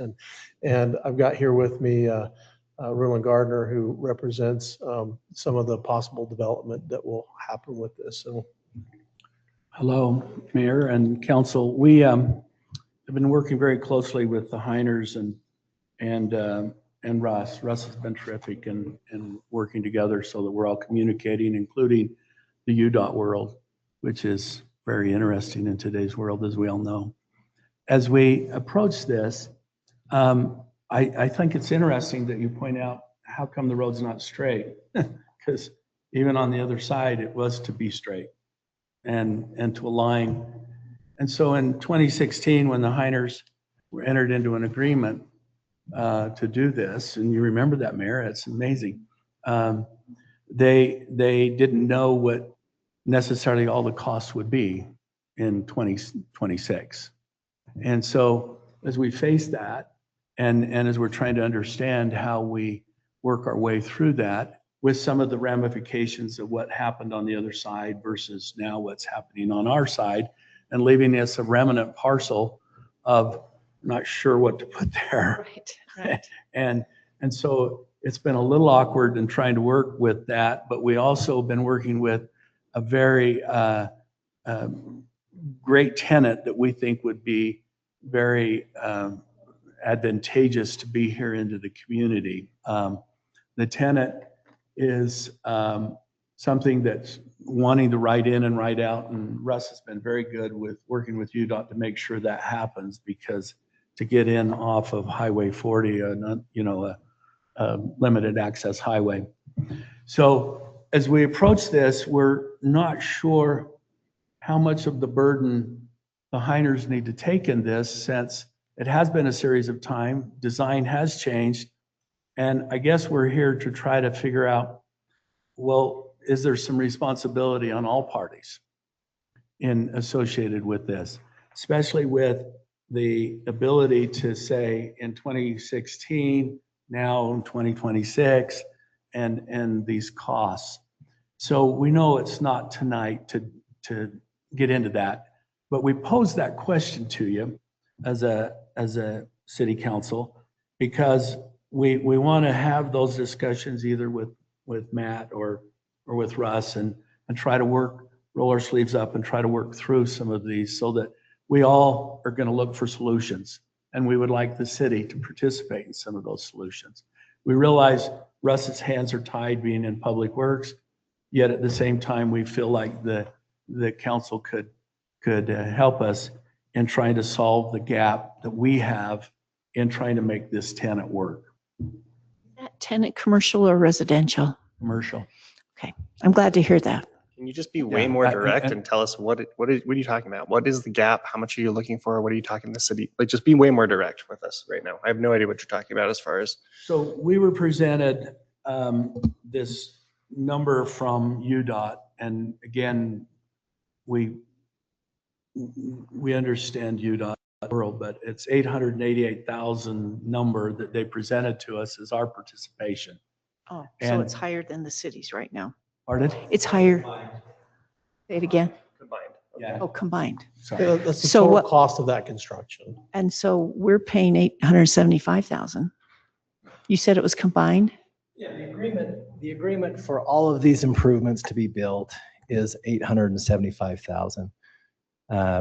My position is that the developer has the obligation to build a standard size road, which is all the curb and gutter, all the asphalt, all the concrete, the planter strips, and then oversizing that standard size road to meet the intent of the design would be the obligation of the city with impact fees. What it appears to me is that, so basically there would be a proportional split of that $875,000. What Rulon is saying here, as it sounds, is that he wants to have more discussion about those negotiations and on that share, what that share is, but it doesn't change the overall amount. Yeah, yeah. That's the overall Your amount. mentality there, Russ, is that the portion that you're assigning to a developer in that hypothetical just. That's now our, is the same that's our, that other that's our developers would standard have. process that we Got it. do. And Great. Smiths had to do. Did That's what did other that roads do. answer the question? Well, what I'm not sure about, if you can go back to the design, is which part are we building versus which part would the potential developer build? So the way this is set up right now is that UDOT would build everything that you're seeing here with their widening project. They would manage it, they would build it with their project. It all gets done at the same time. Okay. What needs to be done for that to happen is we need to write them a check for $875,000. The separate agreement, so that's that deal. The separate agreement is that in order to try to negotiate and get something done here on this piece of property, we need to share those costs. I outlined how I believe it should be shared. It sounds like maybe they have different thoughts there, which Maybe because- that changes your mind on the willingness to move forward right now, because I thought we were a little bit I closer. don't like surprises at the last minute, which is why I asked for the directness. And I'm not surprised that the property owner is saying, why would I have to build this road when the other road was just fine? And I feel like I'm being forced. Is that where you're coming from? We recognize the advantage of a stoplight, Mayor, Yes. and I think you do too. We all do. Yet at the same time, it's just that we're depending on the UDOT costs, which aren't fun at times, to be honest with you. But at the same time, they are what they are. And so rather than us standing in the way of progress and a regional light, we're here saying, okay, we just didn't anticipate those kind of costs. That's on what our I side. thought you would probably Is that think. fair? Yes, Okay, yes. That's, Well, I'm not going to try to promise anything for this city council because I can't, all right? But I'm hopeful that there could be a payment plan at the very least worked out here, so it wouldn't be a one-time cost for them, especially if they were not planning on this to be happening anytime soon. Yeah. Yeah, I mean, I think this conversation that's happening now is, I mean, although it's very, very much related to what we're trying to do, it is a separate negotiation that I think we have time to work through. It's just a matter of understanding the two positions and understanding that there is negotiation ahead. Is the council comfortable moving forward with this agreement with the understanding that there is going to be more conversations on proportional share? that's all we're asking. I think that's a good way to say it. And so we will pay up front, and then we would expect reimbursement. Is that right? Yes, for whatever portion that we end up determining is fair. And so I've kind of expressed, how I think that should go. I think that they're going to have a different opinion. So there is going to be some back and forth there, but that's going to happen through an agreement as we bring this forward. So. Okay, so I have a question. I'm a little confused, I guess, and I'm not, maybe I'm not, I'm just slow, not catching on. But I thought that this discussion had been going on for 8 years. Is that what we've been? It was coming with the And highway management. the property owners, did this all change hands at some point? Or were they just not aware that there would be I'll give you a little portion that more they would history. have to maybe So- help out a little? So there's I'm an existing confused. agreement in place that was put together back in, I don't know the date. People are throwing around 2016. I don't know for sure if that's the date, but it's around there. But there was a agreement that was put together that anticipated a realignment of this intersection, and it anticipated where it would go. And to be honest with you, what that agreement anticipated was that this would end up moving a little bit away from the existing area, be located here, and have more realignment back around this way. And that was an agreement between the city and between this property owner and this property owner somewhere along the line. And I don't know what happened. I believe the reason for that agreement was because people thought that it was probably going to take longer for something back here to happen than up here. That may have been a reason for that. But this property owner came in first to develop. And this portion of this curve and realigning is what actually happened. And I'm sure it got put right there because nobody was ready to do anything up here. And we needed to make sure that it lined up with the intersection across the street. We wouldn't have wanted to have an intersection here and have it offset there. I'm sorry, Russ, but so which is the property that they're referring to? Is that property right there? No, it's that one on that side. Over here. This is the Heiner property where this realignment will occur at this point. So that's some history. And I think, I'm just going to put words in Ruland's and the Heiner's mouth here. I think they're saying, hey, we had an agreement. It wasn't going to do that. It was going to do this. Over that way. Somehow this It would got have been gone. approved It would have gone further south then. north. North. Okay. But as I look at this and I can, understand why these guys were ready to move forward. We weren't going to have offsetting intersections. I can see the reasons it happened. They're just saying there's been some impacts there. It's not as black and white as Russ thinks it is. Let's talk. I think that's kind of the message. All right. As I recall, that west side of Highway 40, that open area there, they wanted to develop that with a gas station and commercial, as I recall. And that's why they wanted to keep us. It is a commercial Yeah. parcel. There's And no that's, defined use. that's why they wanted to keep as much property and not allow the big swing, Yeah. right? That big realignment. But, okay, at least that's what I recall. The reasons. Aaron? Yeah, my only thought is that it does appreciably change my comfort level. Because, I think at the beginning of this item, we thought we were closer to having a negotiation. I think the risk, correct me if I'm wrong, but the risk is we're saying, here's the number we're agreeing to. And if negotiations fail, we may pay all of it and get none of that back. So that is appreciably different than how we started this conversation. True. So we do have that risk. So I think We also have a risk of litigation, it sounds. Now, don't quote me on that, okay? I'm not. But I'm just saying, I'd hate for it to go to something I like think that. I'd feel a lot more comfortable if we had, and I realize that there's timelines that are really tough now, but and I think, frankly, I think had you understood that, you would have come forward with, here's the actual split and that part's agreed to already, and we don't have that. And I think Well, again, yeah, we're without still, that, I we're think still I'm less negotiating comfortable. that. I thought we were a little closer there maybe than what's been indicated, but that's where we're at. We're at a point where we need to decide whether we're going to move forward with this and include it in the project or whether we're not. And the agreement and the ask is going to be $875,000 from the city. And then we're going to try to negotiate proportionate share. Well, I think it's a bargain from UDOT, actually, because look at 12 South, that intersection cost us about $1 million, and that was years ago. So I do think sadly it's a bargain, I can't believe I'm saying that. But you know what? I took away your public comment time period. So Mr. Gardner, would you like to finish? Well, that's why we're here, so there's not a surprise down the road. We don't want you to do something that you didn't know that we had. So we're here to try to be transparent that these are the issues. We think it should move ahead, but at the same time, we would like to have ongoing discussions if we could. Thank you. Yes, I understand. Mayor, Is there quick any- question just for Russ. real Oh, sorry. quick. Is there any other public comment? Anyone else that would like to come forward? Please feel free. Come on up. Let me just finish that up, please, Morgan. And then if there's anyone online that wants to give a public comment, feel free to come off mute. And then tell us your name, please. Hi, Council. Thanks for taking my comment for just a few minutes. So my name is Bruce Zollinger. I represent Doug and Cole and Sandy Heiner.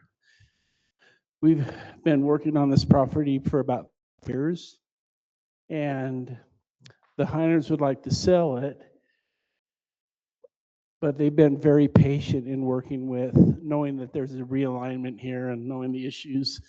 They've been very patient in working that out. From a commercial brokerage standpoint, you can't say, oh, we're going to take this sliver and we're going to give you the road sliver. There's no value in that. I mean, what are you going to do with it? You can't just say, oh, we're going to just do a swap. So my thoughts are that you give consideration to the whole intersection as a regional road and not just put all of this 800 some thousand on one property owner, where there was original agreement that had it sharing all 4 property owners. And so I would just ask the council to look at that as you go into the second agreement. The Heiners would be in favor of moving forward with the first agreement, agreeing that we will try and work this out. And then we would ask that the council be generous in helping us with the cost, with the shared costs. And that's all my comment. Thank you. The original agreement, Russ, was to split the cost with all 4 corners of the property owners. And yet the other side has done perhaps they're part of the realignment, but not the light. Do you have any comments on that?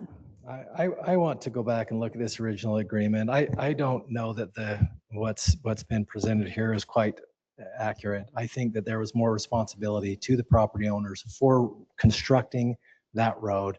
That's the same agreement that we consistently do. It's the agreement that went right here. I honestly, I don't know if we're comfortable moving forward, to be honest with you. I think that the city's standard policy of you being responsible to build that local collector road should be the understanding going into these negotiations. If it's not, maybe we ought to postpone this, tell UDOT that we're not going to be able to meet their deadline, and we'll try for the next meeting. Okay. Can I Hang on, just, one more okay, second. yeah, I forget. we're Any still in other public comments. comment? Is there? If someone else wants to come forward, let me make sure that everybody's had their first chance, okay? I appreciate that. Just let me make sure that everybody gets a first chance. I see a Steve P. online. Steve, do you want to give a public comment? Not at this time. Thank you. Is there anyone else? Jamie, do you Sorry. want to give a public comment?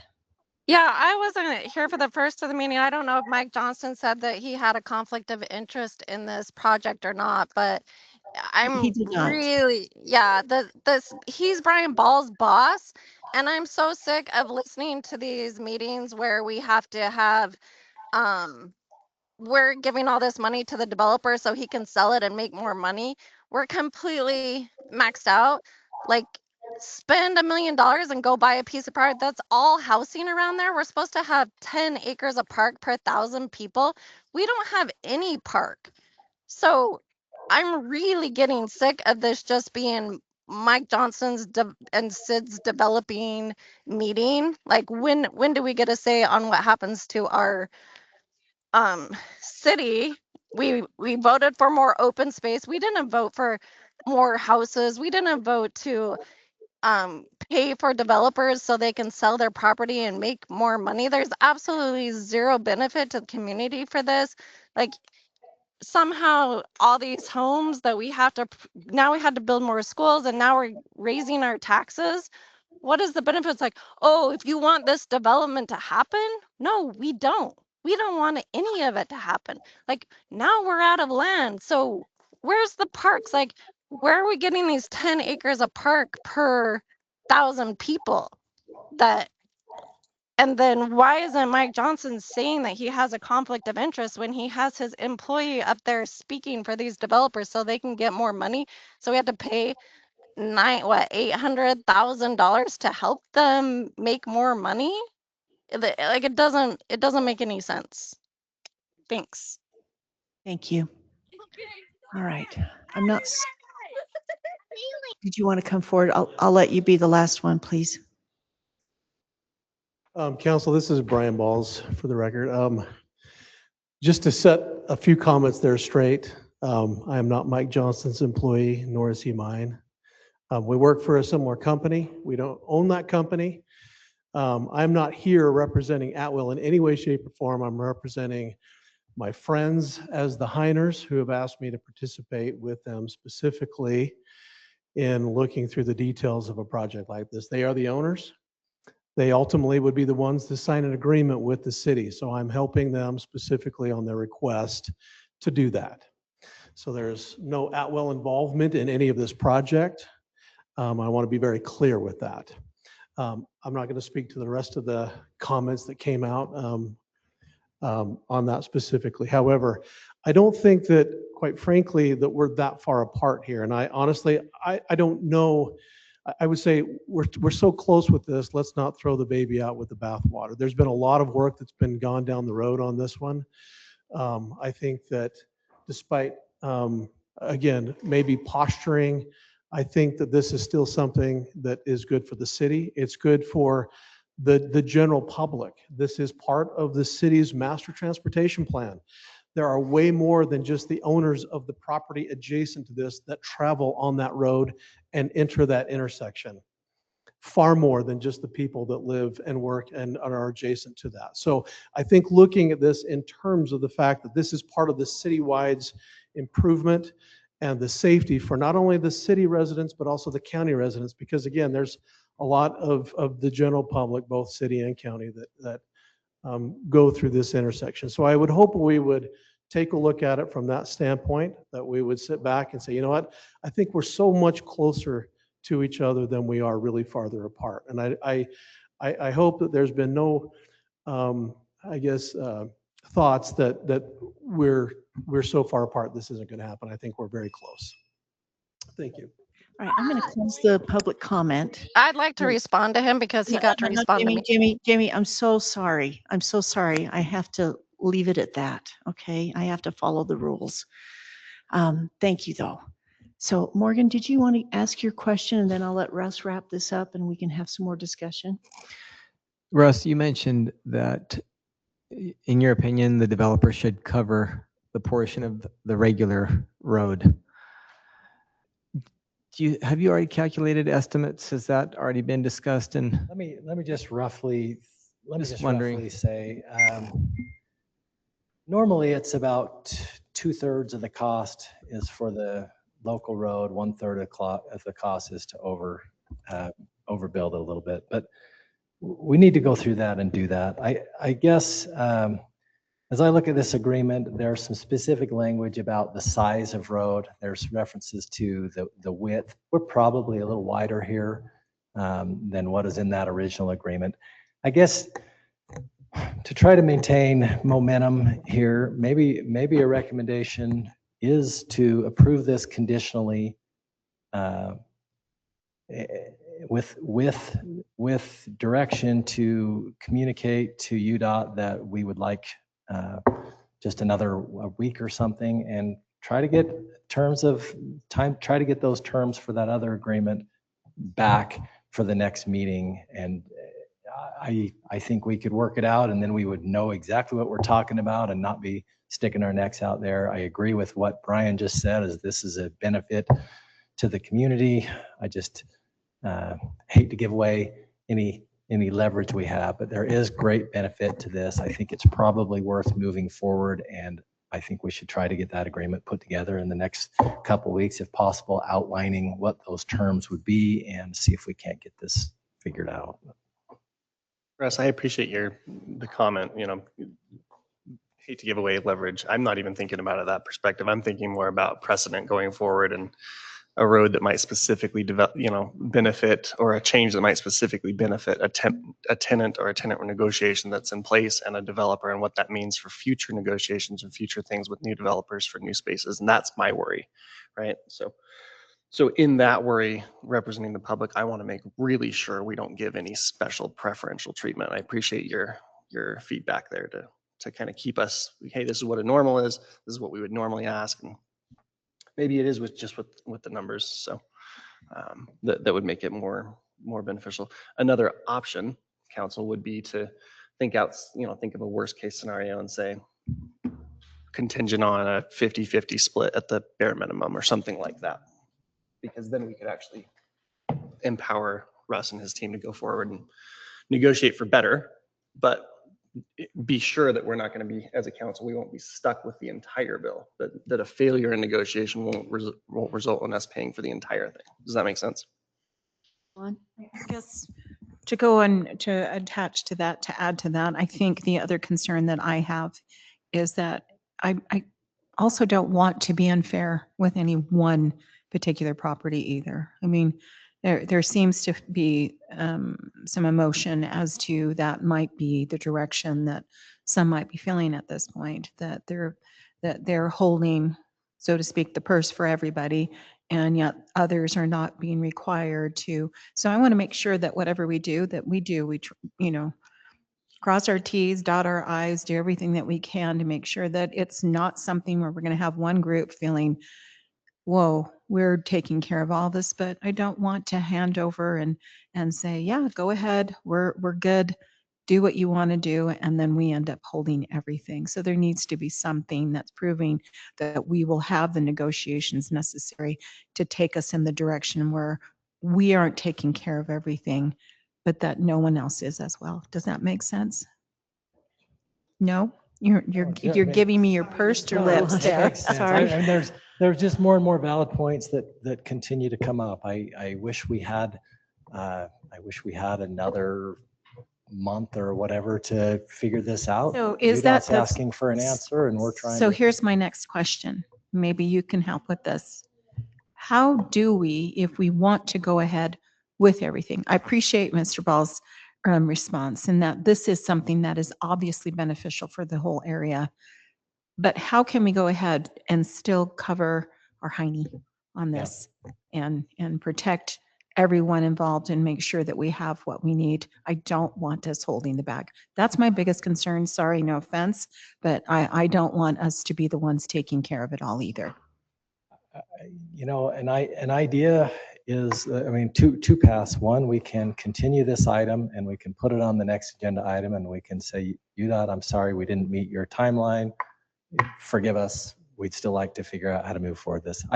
In reality, they tell us July 31st. Do I know that, they have to have the answer by July 31st? I don't. That's what they told me in an email, is they'd like to have it back before the end of July.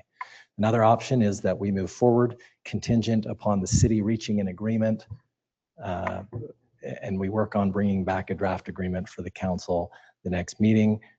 It's just that we're kind of hanging ourselves out there a little bit with the agreement to UDOT. But I think that that's close enough to the deadline that if we could come to terms and we could have an agreement at the next meeting, if we wanted to back out, we could. But I don't know that we're going to want to do that. This is a important project for the city. It's an important project for the development of those properties, and there's lots of benefit all the way around. So I kind of think it's worth moving forward, but trying to come back with that agreement, the other agreement, on the next council meeting if possible. If I were to say anything, council, my thoughts would be that I like agreement, or I like option 2, what you said. I think that we move forward, but that we have a contingency, that if things do not work out, if we have issues going forward with any of those property owners, and we're holding the bag, then we have the option to turn around and start over again if we have to. I don't know, or maybe look into something more. So that's my thoughts. Is that your motion? So we can make a motion, but I think that there is more public comment that wants to be said. So is anybody interested in giving another 5 minutes of public comment or not? As long as it's for Yes. the individuals who are, It's a real especially comment right and then- here. Yeah, not a Yes. rebuttal to something Yes, that's been said. I would like to hear from Mr. Gardner, and also from this individual right over here. I'm sorry, I can't remember your name. Bruce, Mr. Ollinger. Zollinger. Yes, but I need a motion For extra public Here, comment. let's, I move we extend the public comment on this item by another 10 minutes with the same 2-minute rules. Okay, is there a second? I'll second. Thank you. Sid, would you start the vote? Yes. Yes. Mike? Mike Johnston, do you? Yes, that'd be fine. Thank you very much. Okay, before I start the public comment, Russ, I've still got something I need to figure out. The 875,000 plus is for the intersection and that extra road that goes up Mill Road, the realignment there. How much of that 875,000 is just for the intersection, not the road? Zero of it. So UDOT is paying for, if you draw this line right here, In there right away. basically the signal, the intersection, all of that, UDOT would be paying for separately, no expense to the city or the developer. Thank you. The 875,000 is simply this portion that is the Okay. realignment that comes through here and all of the other work associated with it. Okay, that's what I was trying to figure out, is how much would be perhaps on the developer. Now, I'm going to say something that's out of the box. Nobody has to pay attention to me that's up here on the podium, okay? But I wonder if this amount of money that's going to be required here for development could be paid in the future once the property is developed. And if they could do it within a 3 to 5 year time period with interest, I would just say that might be an option that would be more palatable. So is that an option? That would be up to the council. I would normally say that might be due at the time of development or something like that. But right. where it wouldn't Repayment leave them until hanging it's right now. They would have to comment on that too, but that would be a decision that would be up to the council. Right. And again, I'm not controlling these people. All right. It was just trying to think out of the box to allow something to go forward and something to be more palatable to your budgets. Okay, so now I'm going to open up the public comment for 10 more minutes, and anyone's welcome to come forward.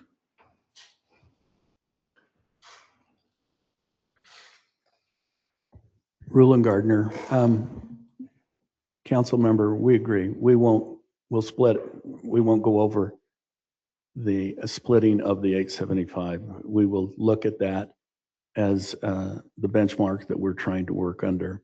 We're just trying to say to the council, mayor and the council, that we're here, we're trying to work through these numbers and working through them. We have many parties at the table. We're wanting the project to go forward, but we also recognize that with the timeframes, and we agree 100% with Russ, you've got to meet the UDOT timeframes, because if you don't, then they find excuses and other things, and we've dealt with them before. So I'm comfortable with that we wouldn't exceed anything other than half of what has been presented here tonight. Thank you. Thank you very much. Anyone else wants to come forward?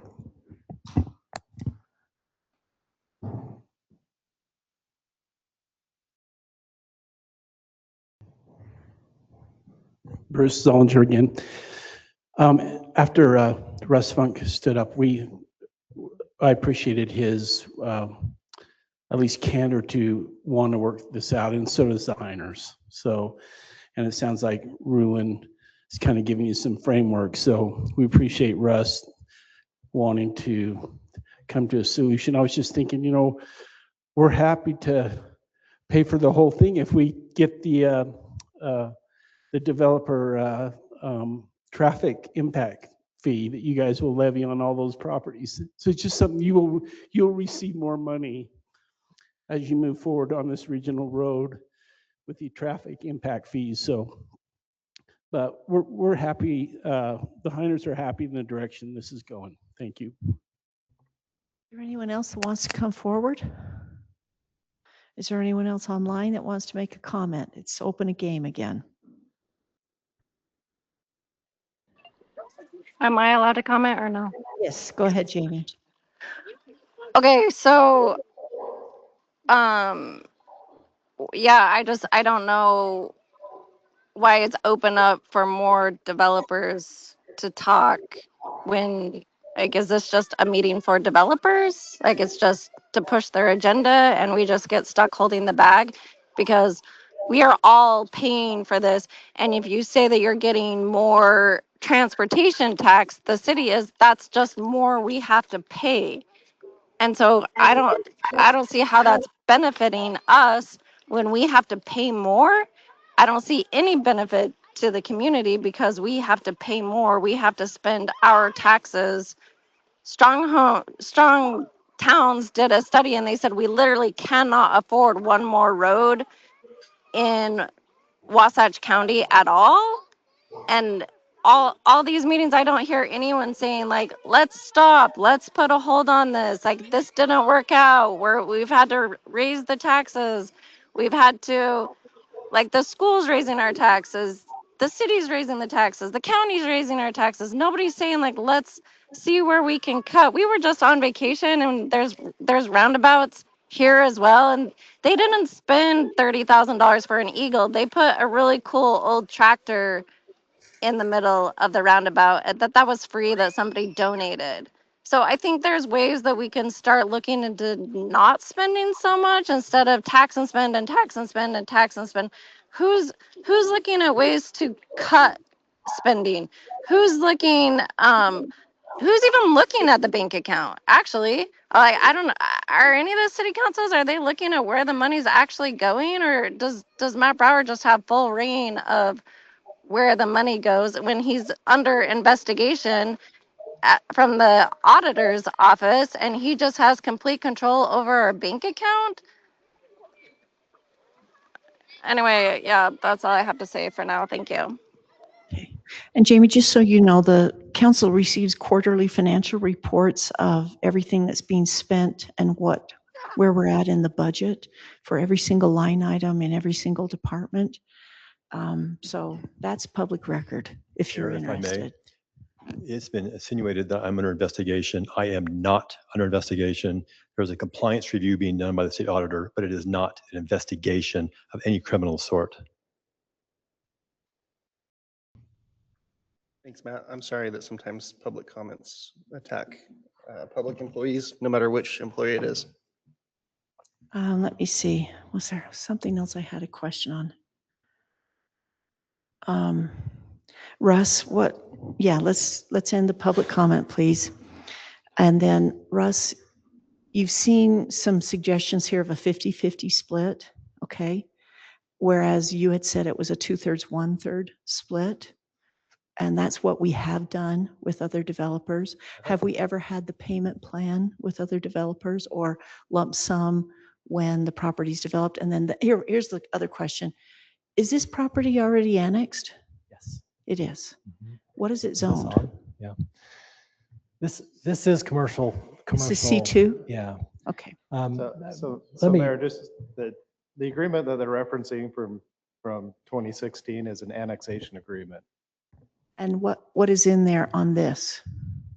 There's some language in there about construction of this road, so we're trying to look at it, but Okay, you don't want to read it to us right now? Is it too it's a long? little complicated, and it's unfortunately the map that would make it make sense isn't attached, so we need to do a little more research on it.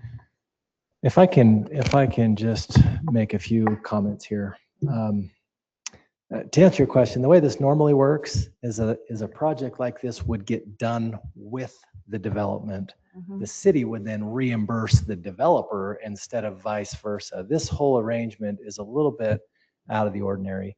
But I can tell you with the parameter that Rulin mentioned, I mean, if the council is comfortable with that, I'm very comfortable with that because that gives us an understanding that, we are actually pretty close here. And then we can go back and we can talk about those costs and we can bring that agreement back. But with that, council, I know that the decision is yours, but I'm very comfortable setting that as we at least know we have this and now that's negotiated. To me, that gives me a lot more comfort moving forward and meeting this deadline and getting this agreement in place.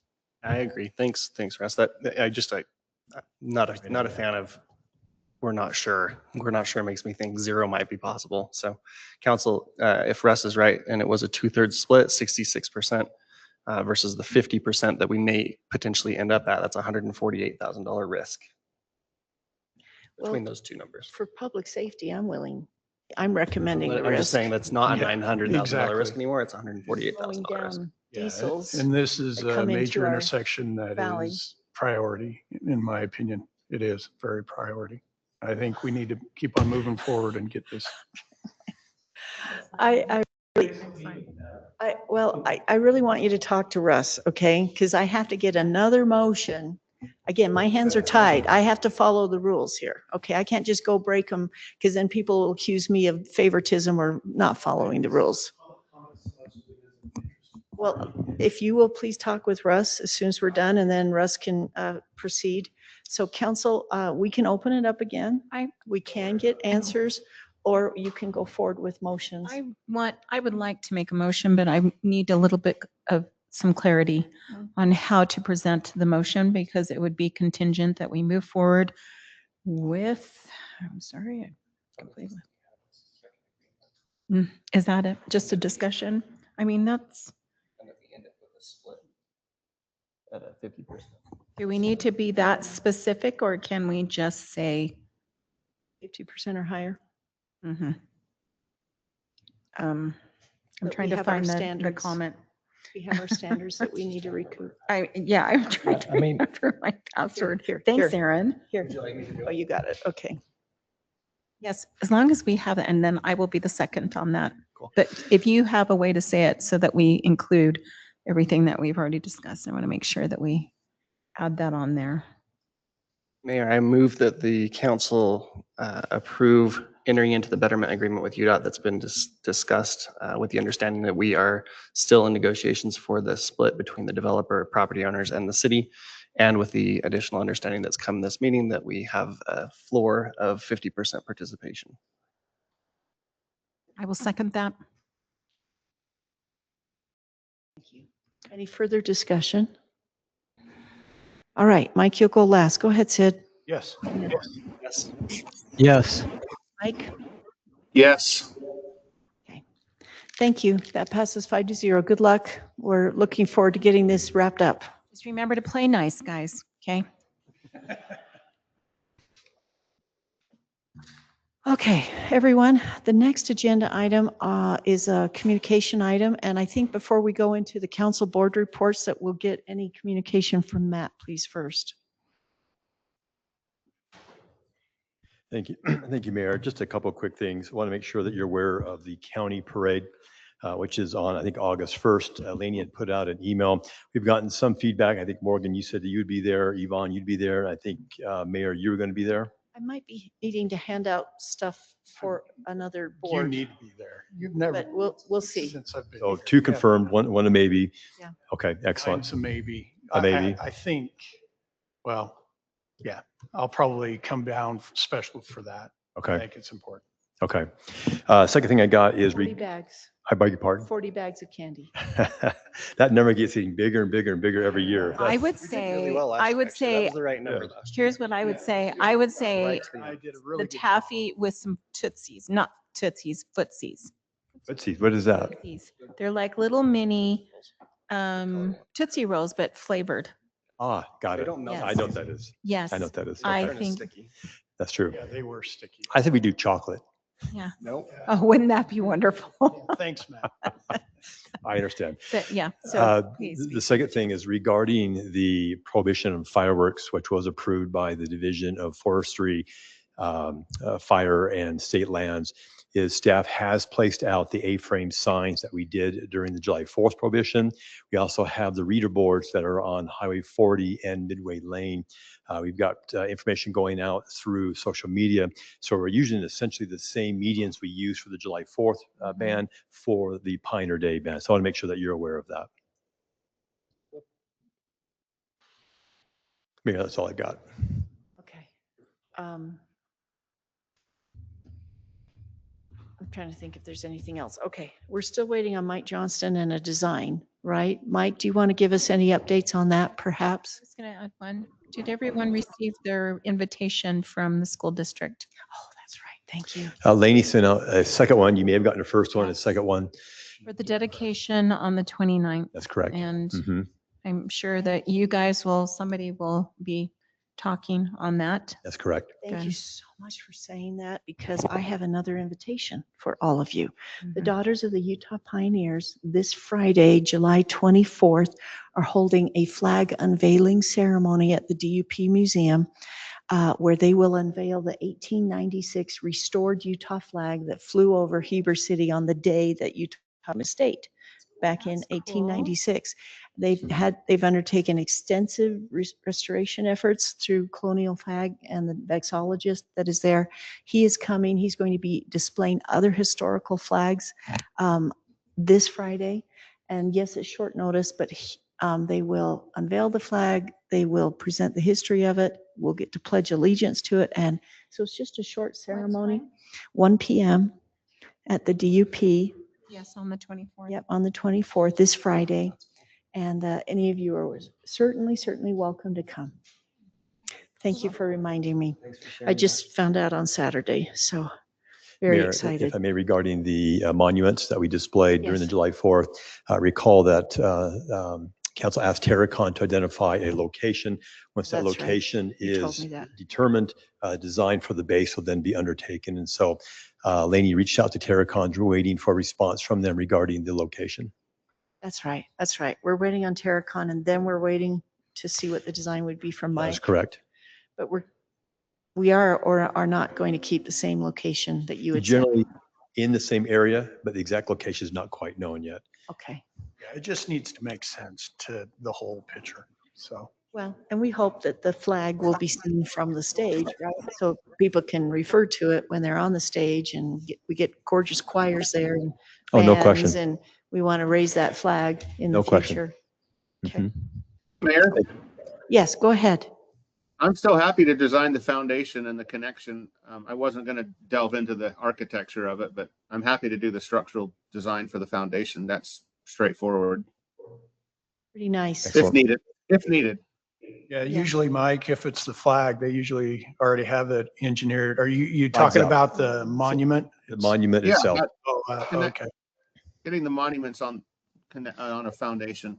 Yeah, the monument's weigh close to about 2,500 pounds. Yeah, it'll be on Is this for free? Yes. Okay, just want to make sure so that, TV land can hear that. Okay, Thank you. okay, so we're Is the- going to start Mayor, out just at, a quick question, Mayor. course. Is the plan for the monument to face the audience? I didn't hear that part. Remember Or the two-sided, but Right. generally, yes. Mhm. the front Mhm. face the One audience? of the sides that face the audience, correct. Mhm. but they're both one-sided. But my understanding is they're going to be back to back in some way. I could be wrong, But they but don't match in size. that is correct. That is correct. So to me, that's a little weird. I would put them side by side. I bet Mike can find something that. Yeah, instead of back and front, Mhm. given the differences in the Mhm. size. Okay. I just can't imagine an asymmetrical Mhm. two-sided monument right now. But generally, yes, that way it's visible from those that are observing the stage. Mhm. Okay. Mhm. Well, a tree can't grow so big that it, Or a bush. I yeah, think let's wait for Terracon. Let a professional do it. like And they'll come fireworks. back. That's interesting. Okay. Excellent. Everyone, I can't believe it's 10 to 8. Let's see how long we go on this. I have plenty of updates. I'm sure all of you have updates, but let's start at the top with the AAB. So Mike, do you want to give us any updates from the AAB? The airport board is meeting regularly. We're going through we've gone through the lease agreements, and now we're still working on that committee. We're working on the and the bylaws, and it's particularly with conflicts of interest with the airport board and how that's discussed and resolved. So we have a meeting coming up in, I think, a week or so. That's with So that's this, moving forward. that's the ad hoc committee. And then Yes. Yes, tell us Mayor. again who's on the ad hoc committee. Do you recall? Does anybody recall? I am. Matt, you can share that. So recall the council had Morgan and Mike serve as the council representatives. In terms of the airport advisory board, you've got Jason and Nadine. With regards to staff, you have myself, Jeremy Cook, your city attorney, and Adam Bunker, who's your airport manager. And then there's two at-large representatives whose name I don't recall off the top of my head right now. Amelia Charles. Thank you. That's a great name for someone serving on an airport board, by the way. What's the name? Killer name. Yes. Well, like Amelia Earhart. Mhm. Oh, wow. Well, yeah. Doesn't Yeah. happen very often. Okay, well, I don't envy them. I don't envy any of you on Good group. this. Yes. I just hope that our at-large citizens are feeling comfortable and confident. Are they reviewing? Amelia was there. She was engaged and very proactive. And have we given them all the information so they can be studying that? They're in fact meeting again next week. They're told where the copies of the bypass for the bylaws are. And so, yes. Do they have an understanding of the airport rules and regulations and the charges and fee rates too? Those other governing documents out there? I think if needed, we'll get to those documents as they may impact the discussions on the bylaws. That's what I'm thinking, because I know some on the AAB would like more authority to approve things that they don't currently have and come here. Like approving leases, SASOs, things like that, according to criteria. And that could be in those other documents too. I have a question in regards to that. Are there not AAB members on this? Mhm. I mean, you said Nadine and Jason. Alley. It's the at-large people that Mhm. we want them to have kind of a complete. Who's the what do you mean by The at-large? two at-large people that are out. Ci- on this Oh, ad Citizens. hoc committee. Mhm. Okay. And who's the other citizen? Maybe somebody in Charles. I think so. County. Eileen, yeah. Thank you. Eileen is the other. Okay. Well, I'm So, just I mean, suggesting that you All give right, them good. full access to all the materials. Well, out they there have that the are access. governing We had a great Okay. conversation the first day. Mhm. So they know where they're at. They know to Mhm. perhaps read up on those things. Okay, and have they read our leases or anything like that? Remember, the scope of this is to I review the airport advisory board bylaws. And that, So- but I'm trying to build citizen leadership, and I'm thinking that the more they know, the more they'll be able to put the pieces together on a larger view. That's all I'm. No, I understand. If they got the time and wherewithal, they're certainly welcome to read those broader documents. But again, the scope is the bylaws right now. Okay, let's keep going. Animal Services Chief, let's talk about what we've been doing there. You've done such great work with our interlocal board. We did get the whole interlocal agreement updated 2 years ago. We meet quarterly, and our big project right now is getting an RFP out, which is not an engineered design, but an RFP to add to the animal services facilities to double the size. Do you want to elaborate? Yeah, so we've got that. It's actually at Jeremy Cook's. He's working on some language to make sure it's correct to go out for that RFP. So he'll be getting that back to us soon. I'm also be coming back to council for some amendments to our animal control code. We'll be adding in a feral, a feral cat policy, as well as one other change that we've made to the county code that we want to mirror in our city code as well. And I'll get that to Jeremy in not too long as well. Well, Chief's done a lot of heavy lifting to make sure that the county and the cities are mostly on the same page now when it comes to ordinances and fines, which is terrific. You guys, I talked about this in the budget process. This RFP is just going to ask for proposals, and we are looking for even cargo pre-manufactured type facilities out there. We're trying to really cut costs, but expand with the operating room, the extra staffing room that, and the extra animal and adoption spaces that we need out there. And we don't have to have it super fancy. We just need it to be built to last. So we are looking to try to cut construction costs. Now, given all of that, we don't have any money right now in our city budget, and most of the other cities don't either, for trying to actually purchase or build something like this. We have the land out there, we have the room, but we don't have the money. So we're just trying to post this RFP to see what responses we get and the costs we get before we move forward. So if you have any ideas on the prefab or pre-manufactured type vendors or facilities that we could perhaps use out there to build something that's nice and friendly and healthy for the animals and the people to come to, we'd appreciate any of your suggestions. Okay, and ask questions as we go along. Okay, Sid, how about the audit committee?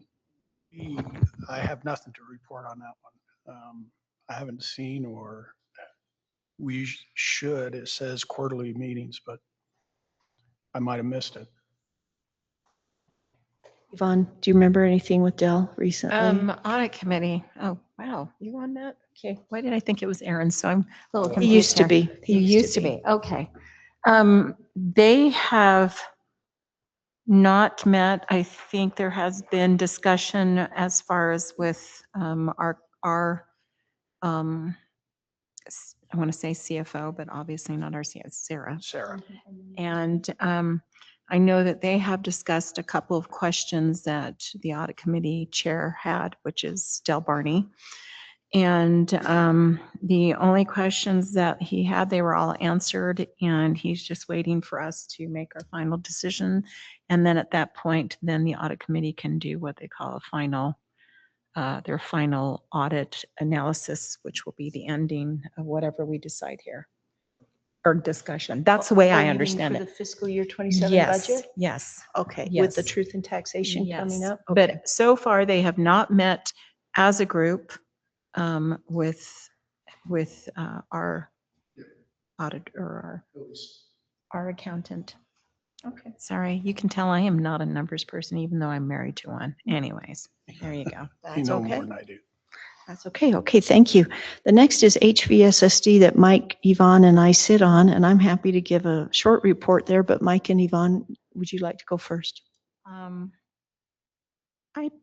think I could probably, as far as we've had a lot of discussion. HVSSD is kind of in a holding pattern for some things. We just recently received our some numbers, not numbers, but some information from a couple of studies that have been done out there at the farm, and we really can't share that right now because we're waiting for it to be shared with the public by those individuals. And I can't remember the name of the company. Yes, it's DHHS, and the numbers will be shared with the public in probably about 2 months, a month. I think what we're looking at more of like 2 months because we're talking about government. They go a little bit slower. Also, there has been quite a few improvements while we've been waiting, improvements that were already on the docket. There's still more to come, and because of some other concerns with DWQ, from DWQ, we are also in the process of doing some analysis with Laughlin. I can't remember the full, is that it? It's Laughlin, who will come in and they will kind of target the lists that we received from DWQ. It's a lengthy list, and it's a frustrating process. I will be honest. I think most of the board members will probably share my sentiment in that this is a frustrating process. We are being asked to, by DWQ, to follow through with this extended version of what originally had started. We've been doing for years and years, and so it's taking a while, and it kind of has halted also certain improvements or decisions that we need to make going forward for the plant. Of course, the growth has not been friendly to HVSSD, and it's created some major issues that we need to address, but need to get these things out of the way first. That's my assessment. You guys can say if you agree or disagree, but So there should be money out there, grants to help with that. Have they? not, Probably not to the amount that we need. yeah, it's it's It's yeah, hundreds of millions. It's big. And it is, I mean, you know, I'm going to be honest. The growth has been so fast and hard that our HVSSD was never, I guess, in a lot of ways was never meant to handle the growth that we have. And even with the development of JSSD, it's not enough to cover what needs to be done. So there's a lot of process that will be coming forward for HVSSD and a lot of decisions to be made. And we're hoping that in some of those ways that what we're doing right now will get us to the end point. And we're hoping to have, I think we're trying to hope for a final solution, at least something to give us answers by January of next year. Hopefully. Fingers crossed, toes and fingers crossed. Yes. We've done a lot of outreach to the other sewer districts in the county. We have some really strong collaboration going on there so that we can deal with the growth and with the issues that we have with that. We have a pretty new personnel out there, pretty new manager, 2 years old. He's done a fantastic job. And It's a new real board members pleasure as to well. work with him. Yes, and we've had new financial staff. We've had new administrative staff, new wastewater operators that are doing great out there. So it's literally a whole new ballgame, if that makes sense out there. And it looks like there will be a rate increase this year at HVSSD. We're just trying to get the numbers as accurate as possible so we know where we're at. We did dredge, everyone. I don't know if you want to hear this while you're eating. We did dredge $4.5 million worth of sludge out of the cells, the 2 cells that have been sitting there since the 1980s. And there's plenty more There was still still some sitting. left because we couldn't dredge where the aeration lines are. And then we've been trying to repair the aeration lines. And we've spent probably, I wouldn't say 2 million, but well over $1.5 million on odor control out there. We take that very, very seriously. We want to be good neighbors. It was not a concern in the past because people were used to a farming community and they were used to manure smell. Now people are not so used to that. And so there is a lot going on out there. And again, growth is really driving it. And we will continue to work with DHHS and DEQ and go forward, or I should say DWQ of DEQ, right? And it's very interesting to work through these state processes. Mike, do you want to add anything to that? I think you guys have done a good job. I just emphasize, I think we need to be realistic that this plant is 45 years old and has not really been, it's past its useful life. So like Mayor said, we have spent almost $5 million dredging Lagoon 1. We've spent like almost a couple $1 million on odor control, putting a roof over the clarifier, almost redoing all of the machinery in the mechanical plant. It's just past time for this plant to have been updated. And so everything you've said is correct. We have spent millions and millions trying to get this plant updated for after 45 years of use. Go ahead, Yvonne. I'll add to, like the mayor said, and yeah, thanks, Mike. We have done the plant itself, and especially with our new management, and even the management before. Again, the growth has created this conflict, if you will, between residents in the area of our sewer plant and what the function of the sewer plant has been for many, many years, which has been pretty much accepted. But millions of dollars, the dredging was quite extensive. I hope people understand what that means. Is you are taking out the sludge, imagine what's in the sludge, putting it in the back of trucks, and then hauling it and taking it away. That's extensive and it's expensive. So anything going forward as far as trying to change or advance or anything else is not going to be cheap. It is going to be above and beyond a high amount of expense. And there is a lot of factors that need to be taken care of. And we have a staff out there that has done everything they can to try and mitigate the scent. Scent is a nice word. Let's just say it. The nasty, yucky odor. And part of what we've gotten back from DHHS is to respond to those complaints. And so hopefully when people hear what that response is, it will kind of help us going forward as well and get us working with the state governments that are kind of holding us back.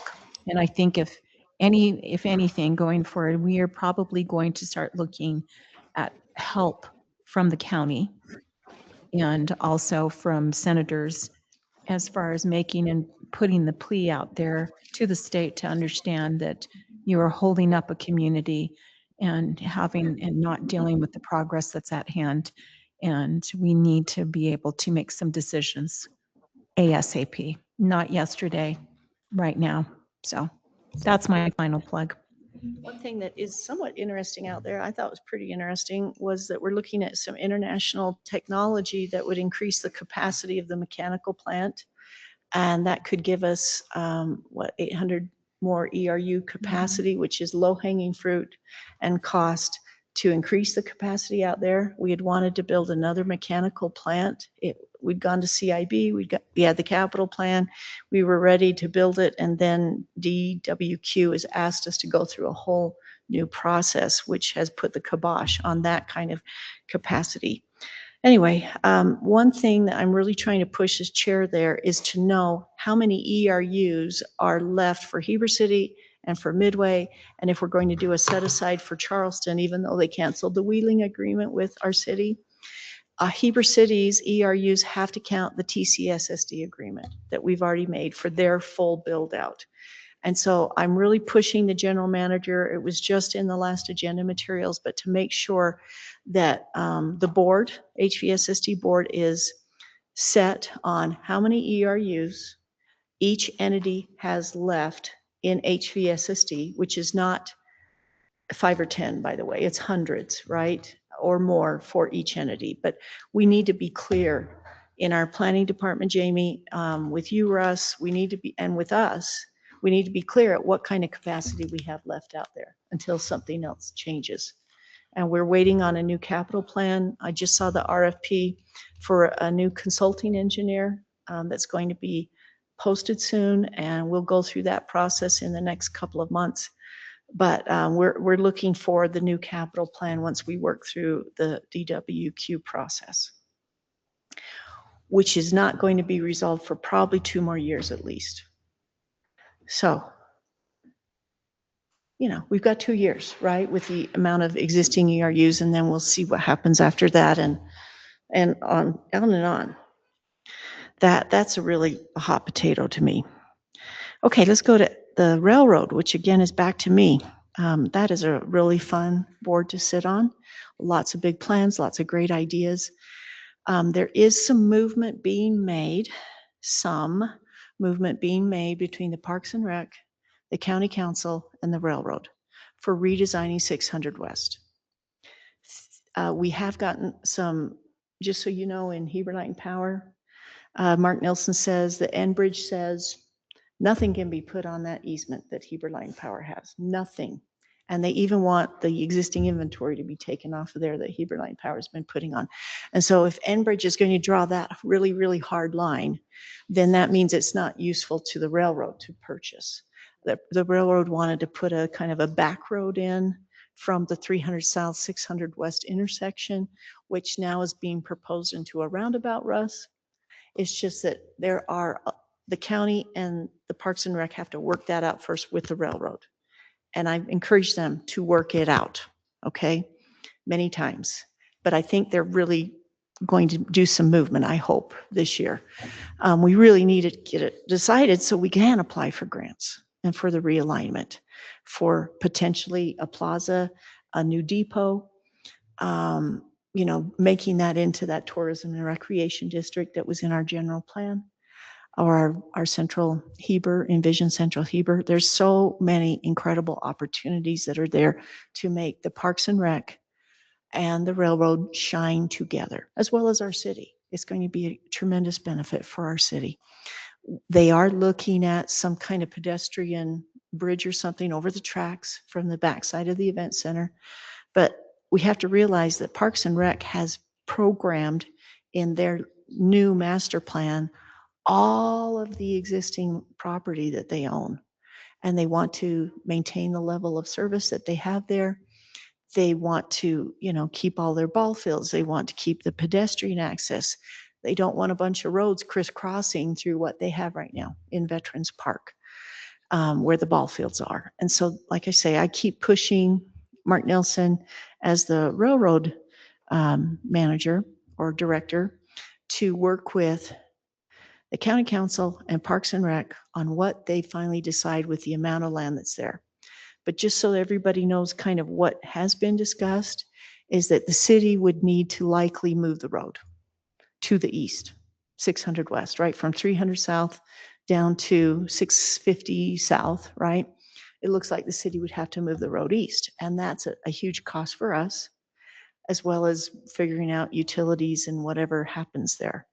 The railroad, of course, would like more plaza side on the new depot side where the road moves east, and then they have more room for a plaza on the west side before their tracks, because they really want to expand the entry, or the loading of the tracks from a potential turntable that they already have donated to them but need a place to put.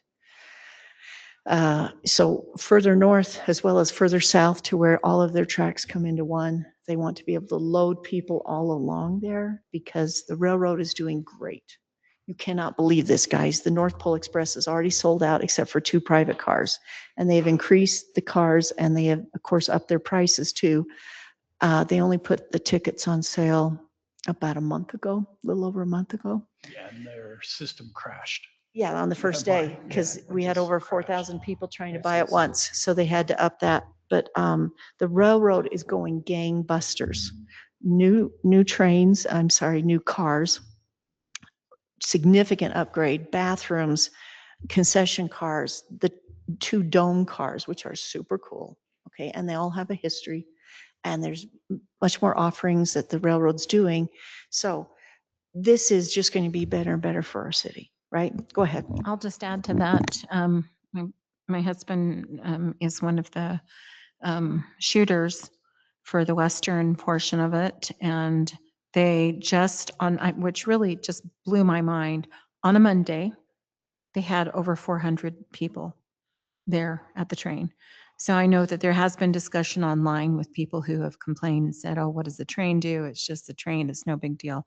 Well, maybe for those of us who've lived here, it might not be because we've been on it 1,000 times, whatever. However, for anyone else coming from outside of Heber, they absolutely love it. And the numbers keep increasing. It's not, it used to be maybe if they were lucky during the summer, maybe 200 or so, Yeah. but we're talking 400 on a Monday night. So if that gives you any indication of how big of a draw this is. They're going to make $1 million more this year in their budget because of their offerings and the higher quality and such. Go ahead, Matt. Has the railroad ever done an economic analysis as to the economic benefit of the people coming and attending the train? I don't know, but maybe Head Ted could do that. I don't think the railroad has that kind of money. They are really stretched. Yeah, the committee, the tourism committee probably could send out an RFP to do So that. just to wrap this up, okay, Okay. just to wrap this up, the railroad has tremendous plans. They would love to do everything they could on 600 West and you know, they could use it all up. Let's just put it that way. If they really wanted to go big time and could find the money. I have really worked hard to make sure the county council agrees that the railroad has to be part of the Olympics preparation. And that seems to be the idea now. And remember, the railroad wants to do the spur up to Soldier Hollow from the camping areas out there, right? And there will be the rail to trail. Don did a great job getting that grant and we can get that built. And then I think I told you guys, I'm trying to catch up with what I didn't. Soldier Hollow wants Olympic themes along that rail to trail, as well as the county wanting historical, agriculture, you know, Wasatch County fun facts and, you know, that kind of thing along that rail to trail. That's going to be super amazing. And Soldier Hollow, they want workforce housing there at the Soldier Hollow area. They're hoping to get that with the Olympic funding. I hope they can get it. It would be really great for year-round athletes housing too, right? So that's what they're working on. I didn't put Olympics committee on here. I have a Olympic host communities tour next month, and I'm excited to go and catch back up with all of that. So those kind of host community meetings are continuing. I and Craig Simons and Mark Nelson are on that committee. Okay, railroad.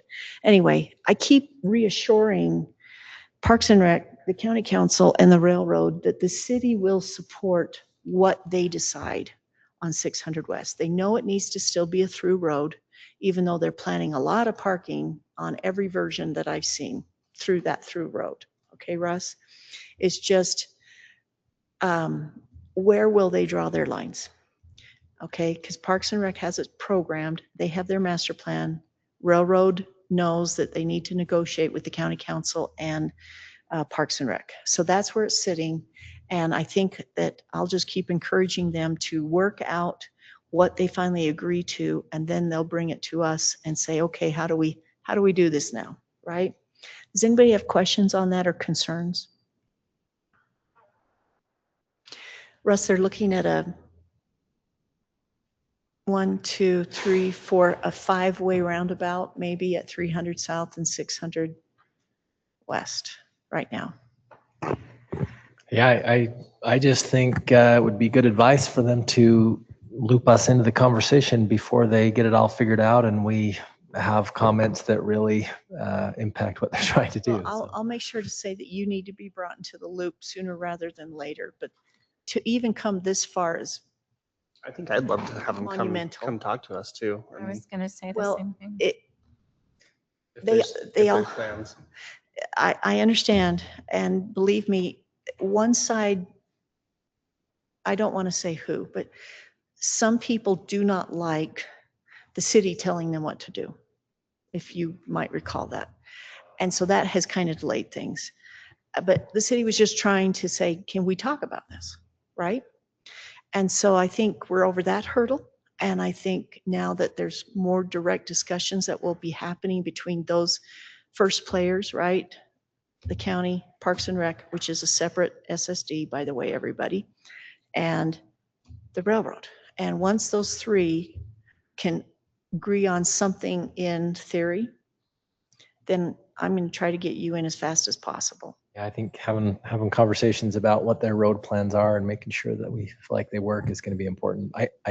Yeah. Russ, maybe if you want, you might consider giving me an email of major concerns that you have out there that I could just give to the parties involved right up front and say, you might consider these things as you go through your negotiations. Yeah, it would be helpful for me to see kind of a general concept of what they're trying to do, and I'd be happy to work with you on something like that. But as soon as there's any kind of written down drawing, then other parties don't agree immediately. And so that's why I keep pushing them to get together and try to come up with something they do agree with. But I'm just the chair there. I'm not controlling them, and I'm trying to collaborate with them. I just worry that I think your wording was, I keep telling them that the city will support whatever they come up with is potential for too much? disaster. Well, would you Because whatever they support the come up with real- might be horrible. Well, there's not been anything horrible yet. I will say that. And it's just a matter of keeping the same 600 West realignment, but moving it further east and then allowing kind of that, depot area to kind of come over as far as possible and then swinging it back around to the tracks and then down to the existing intersection. So there's not anything that's changed besides that, other than other roads potentially going through Veterans Park that we shall see. So like I say, if you have major concerns on that, please let me know, because I'm happy to pass that along. It's about capacity and making sure that we're not cutting ourselves short. Right. It's hard to picture talking about trying to follow. It's not that much different than perhaps what you've seen in the past. It's the tweaking of that and the continual tweaking of that. Like I say, now they've got this roundabout idea, right? And more roads. And it really depends on who you talk to. Okay. So you're welcome to talk to anybody, right? You can certainly talk to them about the 1200 South roundabout too in the county, right? And give your expert advice there. But I just wanted you to say, if you want me to back off and say the city will not support you on everything, then I need to probably know that. No, I think it's totally good to say, or at least if I were there and I'm not there and I trust what you're doing, I'd say something to the effect of, I think the city will back these things as long as you guys come to an agreement. But as we're getting closer, the city council does want to see what we're talking about. Okay. So, make sure to send over updates and what your plans are. And we realize that they're not going to be finalized, but I think I worry about the blank check effect. Oh, okay. Causing fights later. And I was, of course, basing it on what we'd seen already, right? And that the top and the bottom kept to the same locations, right? That might be enough. I worry about a little bit about, again, the blank, not that they would abuse a blank check, but that would just be cause for tensions in the future that we can't get back out of. I think the county and the city are working together significantly better than we have in the past, but that needs to keep getting better, not have cause for getting worse. I agree. Okay, I appreciate that. Any other concerns? All right, now it's your turn, Sid, with Have to Head. Yeah, I gave everybody a sheet of paper. So we hired a consultant Whereabout to come in and do an evaluation and help us with our updating our vision statement for Heber Valley. So that's what you have there. We spent, a good 3-4 months going through this. Also, I forwarded you in your email the analysis, the current state analysis for the Heber Valley Tourism and Economic Development. So read through that. There's a lot of good information.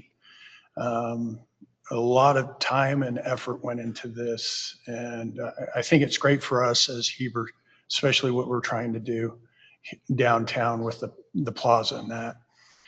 There, excited about it. Nate, who is the Grand Hyatt's general manager, is really excited about the potential that we have here in Heber. Fortunately, he doesn't send them, he sends them to Midway, which we need to change that. So all in all, it's going up, the tourism.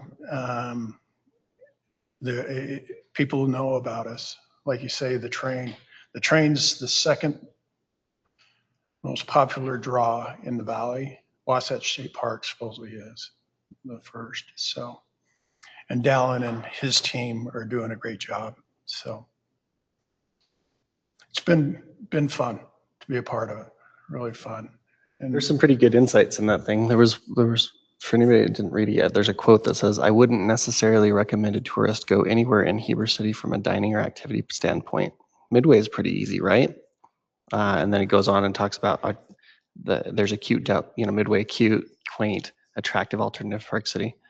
But man, that's a zinger. yeah, it's a slap, which is true. But again, we're changing that, council. We are, with what we're doing down here.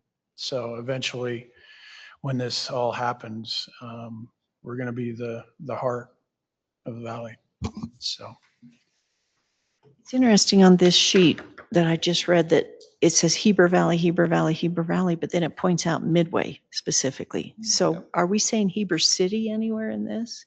Should Heber City be on this anywhere? We arm wrestled on that. So there was a bunch of everybody was, yeah. I'm just wondering if that was part of the discussion. It looks like to me from what you sent us today in that study Aaron just referred to, that people want Heber Valley to be known for nature, adventure, agriculture, or the agritourism more than they want to be known as a Western theme. Right? That seems super clear. Very active. Yeah, that's one of the big So open space. And trails. I would. Authentic Utah experience, a couple of things say. There's actually like a column for votes for authentic Utah experience and how should we be known? Where should we focus?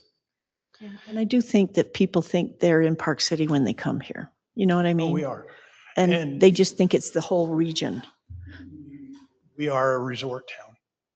We are. And we became a resort town. And a lot of people think of us that way, especially with Deer Valley East and all that. Can I ask if your committee would consider bringing in an agritourism specialist that could do consultations with the farmers or the businesses that are looking for that in the valley? Could. I know Roger Brooks did one for around here in Utah, but Wasatch wasn't. Did he do it for Wasatch? I'd have to ask him. And the two farmers left, but yeah. Oh, come on. There's a lot of and just- specialty farms around here. You could possibly. That's why people come to visit me, because they know it's a safe community. Yes. They know it's affordable. They can go hear music 3 nights a week in this valley for free.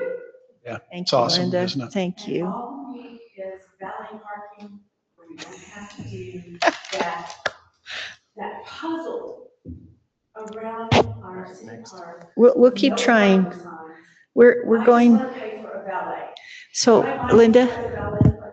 Linda, the city council's decided to tear down the Heber Light and Power building and put more parking in there, which will be great. We do park at the event center that Wasatch County, that huge vacant. I will valet your car. Call There's me. a. I will.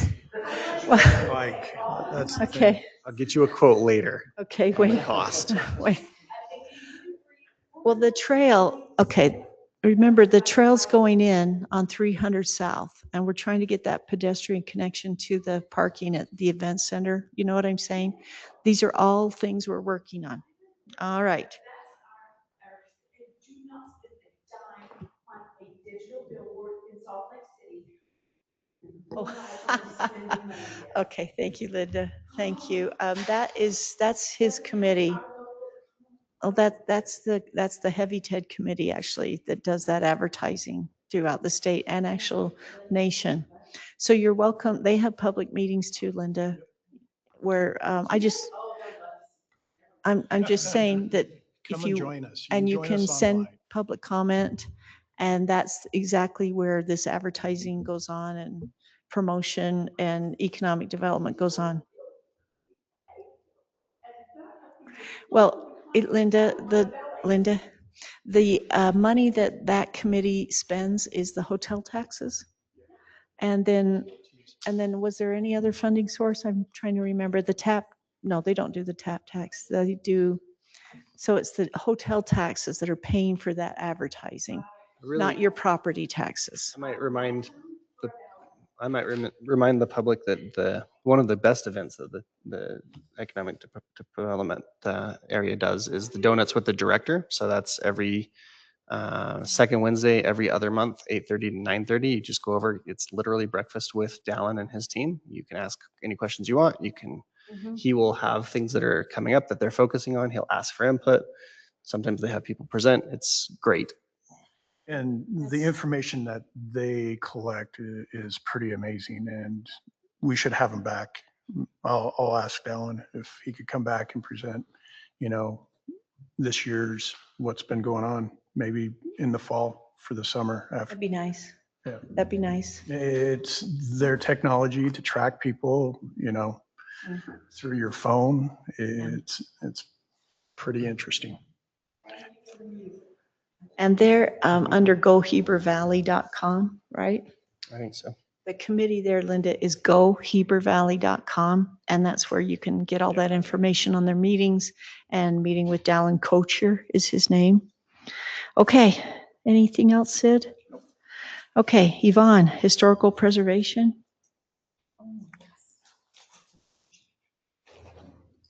So we just had a meeting on Monday, and I'm actually just going to give you the notes. Let me find them. Sorry, let me find my notes.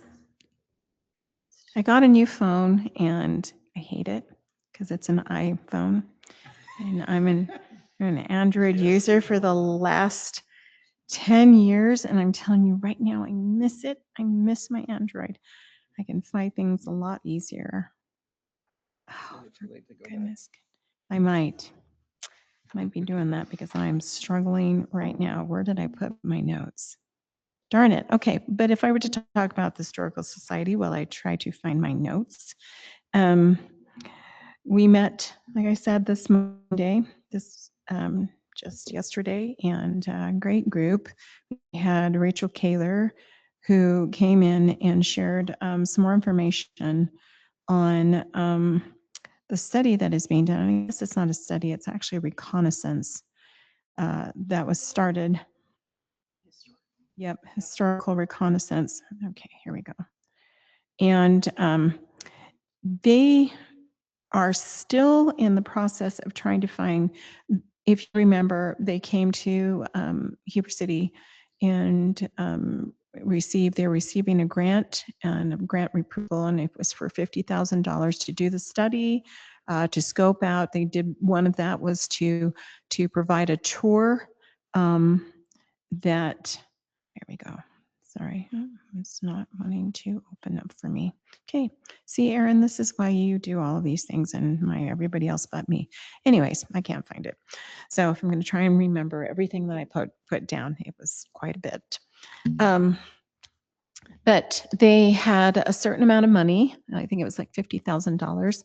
And part of that was to provide a tour. They had a tour for the senior citizens that came out, and they took a tour of all of these properties. And part of what they're trying to do, it kind of goes in hand. They are trying to establish Heber City, certain areas of Heber City, the central Heber area, as a possible and potential national, to be registered on the national level as an historic district. Now, many people are concerned. We know that some people say, oh, if you do that, then our property prices our property value goes up, and it's just going to be worse for us. And the reality of it is, what it does is it provides an ability for individuals who own property that is historical property to potentially get funding to enable them to improve their property, to update it, to put in new plumbing, and so forth. And it helps them, but it's only for those individuals who want to do that. If they choose to save, protect the property, the historical property that they're living in, or possibly using for commercial or whatever it might be, this will enable them to do that. It does not in any way turn it into something similar to what we have seen up in Park City, where Park City has a little bit stricter code.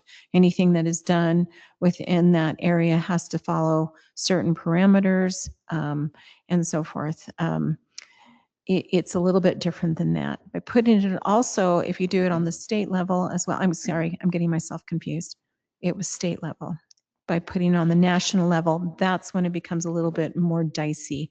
And at this point right now, we're just trying to get it so that we can protect that area and keep given the opportunity for individuals to improve the property. So that's going forward. They are in the process of, they've already put in 32, I think it is, or a little bit more than that. And I've already put plaques in front of those properties that are considered and have already been chosen as historical properties. And they are looking for the final 13 to the numbers that they have. And Rachel Kaler, who started the process, did this as a part of her requirements for being on Heber Leadership Academy. And this was her Leadership Academy project. And she is now looking to try and ask more assistance and actually kind of gently hand over anything going forward to the Historical Commission. And they have, I'm trying to think, they've got about 6 people on the Historical Commission. And 3 of those individuals are right now in the process of looking for the final 13 and identifying 13 pieces of property from some of the lists that has been shared with them. And some of them they will, and others they have chosen not to. And some that may not be chosen, there's a lot of things they have to take into consideration. One of those is that whether or not the property can be saved. They shared one property in particular that it is a beautiful piece of property, but it is so struggling right now, and the foundation is almost completely gone, and the home is literally, you can see as you drive by, it's leaning, which is really sad because it even has a plaque at the top, and it says when it had been done and chiseled by hand, 1840 something, I can't remember, 50 something, and it is at the point where it would take a lot of money. And it could also actually be where someone would have to come in and redo the whole thing. Maybe use some of the same things, but then again, it would lose its historical, as far as the state or national, they would lose that historical standing because it would be completely torn down and then rebuilt. So then it is no longer historical, even though it might look like it. So that's what they're in the process of doing. They're also searching for properties. So if anybody sees anything that maybe is not on that list, to share it. One of those that was suggested was kind of a surprise, but it is a barn. And the reason why the barn is being considered is because it does not have nails in it. It is literally put together with pegs the old style way. It's the old Hicken barn. It's right down the street from Aaron. Oh, for goodness Yep. sakes. That's amazing. Yeah. So it's that, yeah, it is a really cool barn. Just the story. What's that?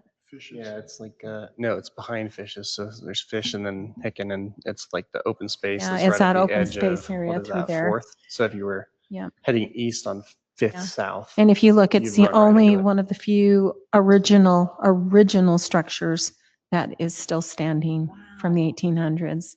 But just the fact that it has it's with pegs, all the old style way, all hand hewn, it's kind of crazy. So those are the things that they're looking for, really something that's historical, unique.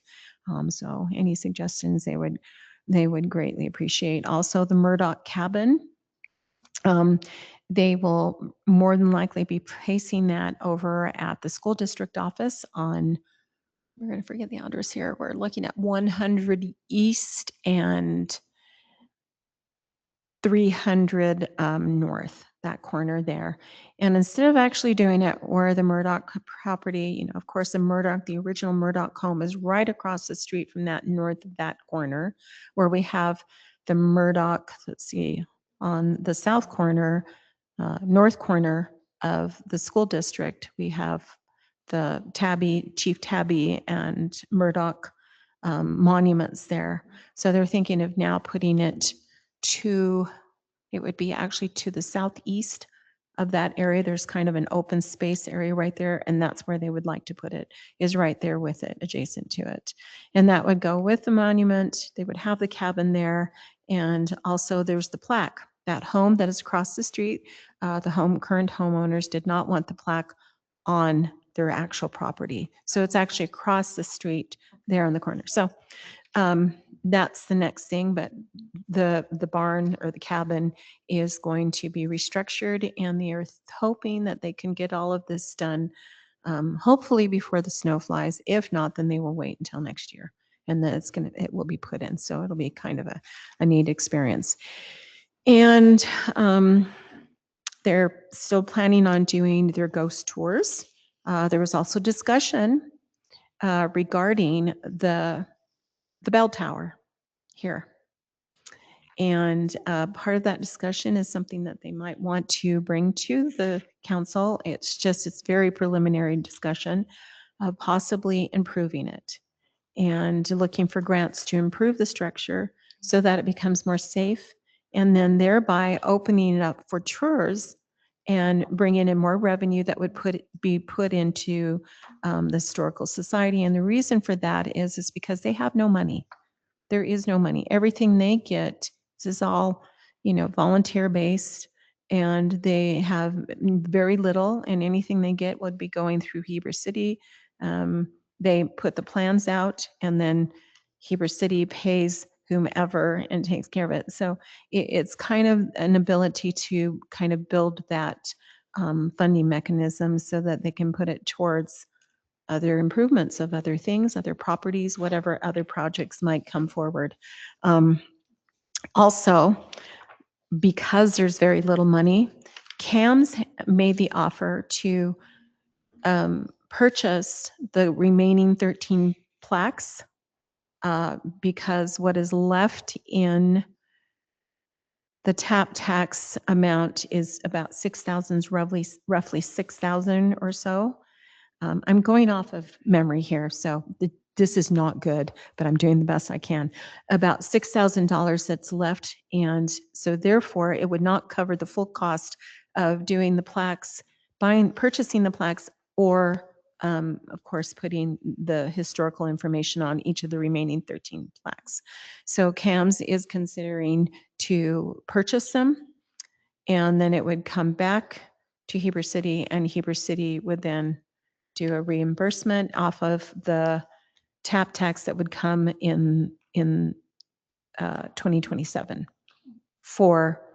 does that make sense? Am I making sense? Because you look really, yeah. Does Phil know that? It's something that they're going forward with. So they said they've got money in CAMS, and so they're willing to do this so that the project gets completed. But I would talk to Rachel Kaler and to the CAMS group, but they made that generous offer to do that and to make this a possibility. And then the final thought is that the whole purpose of the Historical Commission is to provide stories. It's not so much putting in a historical district as much as it is providing historical information. So by sharing stories about individuals who've obviously started this community, it kind of unites our future, our generation now, and future generations to who these people really were.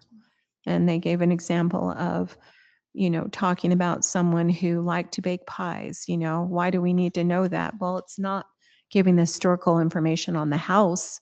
It's giving the historical information on the people who who first built it and who they were and the people who lived there and what they provided for our community and the services that they provided for the community. And so bridging that gap between the future and current and the present to those wonderful people who built Heber City.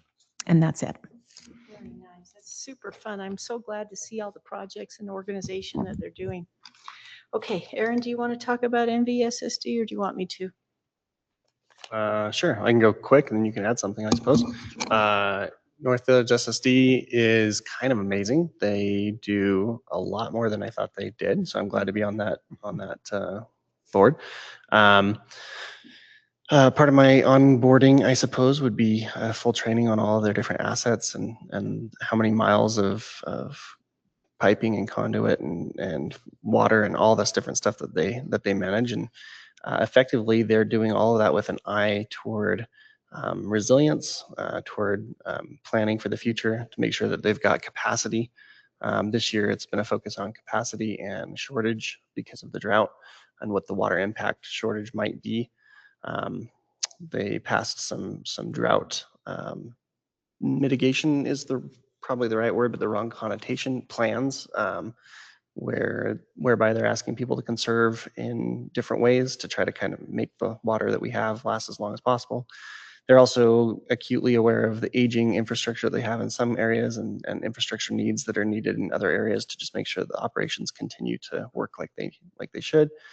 They've got some pretty cool and top of the line technology in their filtering and some of the wastewater treatment things that they have up north Highway 40. And I think they're somewhat open actually for public tours and questions from the public if anybody ever has questions. But again, their focus is on resilience and conservation and forward thinking asset age and some of the things that will help them to continue to provide clean water and irrigation water as is needed for the future with the growth that's coming. They're well aware of that growth. They're planning for it in a way that's definitely ahead of the need, at least in what I've seen in the time on the board so far.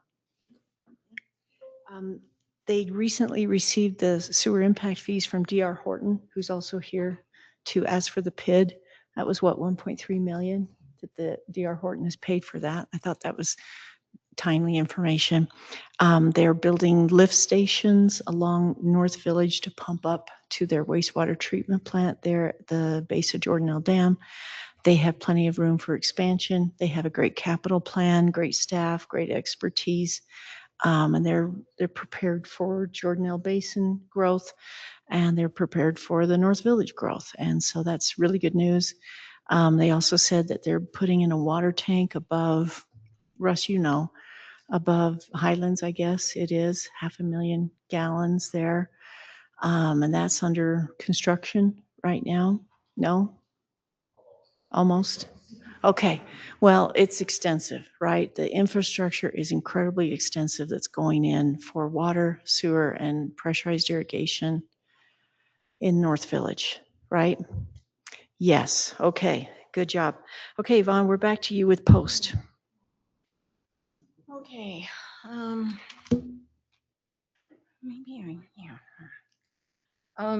So I'm just going to go off as a couple of things that that we have discussed over the last couple of months.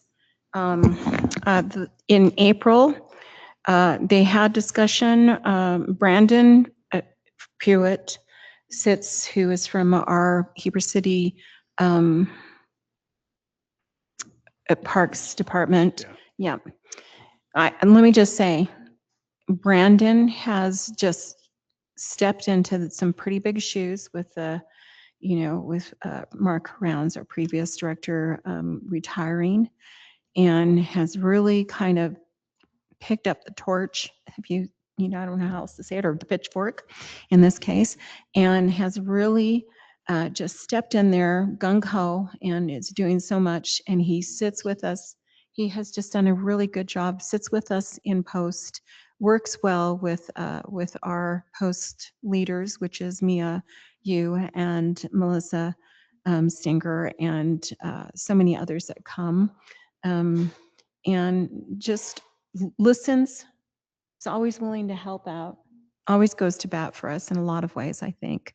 And if if they can't get help, he's just willing, he's there. He's there doing all the work, which is amazing. So I really appreciate that. And I just wanted to put a shout out for Brandon and his crew and how much they've done. Anyways, part of it was, of course, they had their trails updates. So when Post has their committee meetings, they include certain agenda items, and one of them is their trails updates. They always do that with Mia Yu. Mia Yu, for those who don't know, is the trails director and part of the trails leaders for the Wasatch Back Trails Foundation. And she is one of the main coordinators of that. And so we are so blessed to have her as our chairman for the Post Committee. So they talk about that. They talked about the WOW Trail to Deer Creek. This is back in April. I'm just giving you some quick things going forward. They also talk about the open space updates, third-party conservation easement on Jordanelle Ridge system. These are things that they talk about. They are there to give suggestions. They approach problems, issues, things with parks, make recommendations. That's what the Post Committee does. And they are very, very busy, very involved. They are always willing to stick their neck out, if you will, and make sometimes some suggestions that may not be popular with even the city council at times. And they work well with, they always are working with Russ as much as they can. I think Russ has been there quite a few times at our meetings as well, and will report and share with them. And this committee is not afraid to say and voice their opinions. So I've always appreciated that about them. They go on then next to their parks updates. That's where they have Brandon and his team talk about any concerns they might have, any way that Post could possibly help them with those issues. For example, here it says Brandon's team approved some drawings that Sunrise Engineering submitted for Muirfield Park. This was back in April, Mayor. So they really would like to, and I think that's one of Post's preferences as well, is to really try and do something about the Muirfield Park, because they really feel that it would be just this great different benefit. It's completely kind of pulls away from everything. And if we're talking about the branding of Heber City, this is what it would be, because it's an open space park. It's a discussing, you're right there in the middle of the fields, so to speak, and they really would like to support it as much as they can. Also, the tree subcommittee, after her last name was Funk. What was her first name? Melanie, thank you. Oh my gosh, yes. After her exiting a while back, this tree committee has really suffered. And so now they have Jared and Cindy, who attended the meeting in April, and they were also at the May meeting as well. And we'll be working on there. They will be at this Arbor Day celebration, which was in May, and so they're starting to get their feet on the ground and kind of working on that. They talk about TAP tax recommendations. They've already presented that to the city council on some of the recommendations. I'd like to make a little side note on that. When those recommendations come forward, they want to hear from the council. No, we don't like that idea. Or, hey, what about this park instead? Like if there's other parks that, the council feels need some information or need some help, then they want to hear from us. They don't want to just hear from me. They get tired of me. They'll say they don't, but they do. I know they do. So they want to hear from Morgan, from Aaron, Sid, Mike. If you've got ideas, then share that with them. So those are some of the things. They shared what they want to use that TAP tax dollar, which was over 300 and I think 300 plus.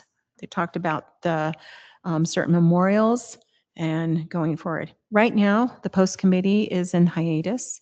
They choose to allow everyone to kind of take their summers off. They're very busy themselves with projects for the trails. They participated and helped with that huge pump track out there. Mia Yu did. She had a big part of it. And the last discussion was, wouldn't that be great if Heber City had one also on the east side? So there's a thought going forward. We have some property over there next to another park. And that was kind of the thought. It was just wow, wouldn't that be cool? It'd be bigger, it'd be better, and it would be Heber Cities. And so those are some of the things that they might be looking at in the future going forward, 2027 sometime. They give their group a break, but they do have one concern. And that is those individuals who are nominated to be on the post committee need to make more of a commitment to attend the meetings. That was their final parting message, if you will, back in May, to start attending. Please be there.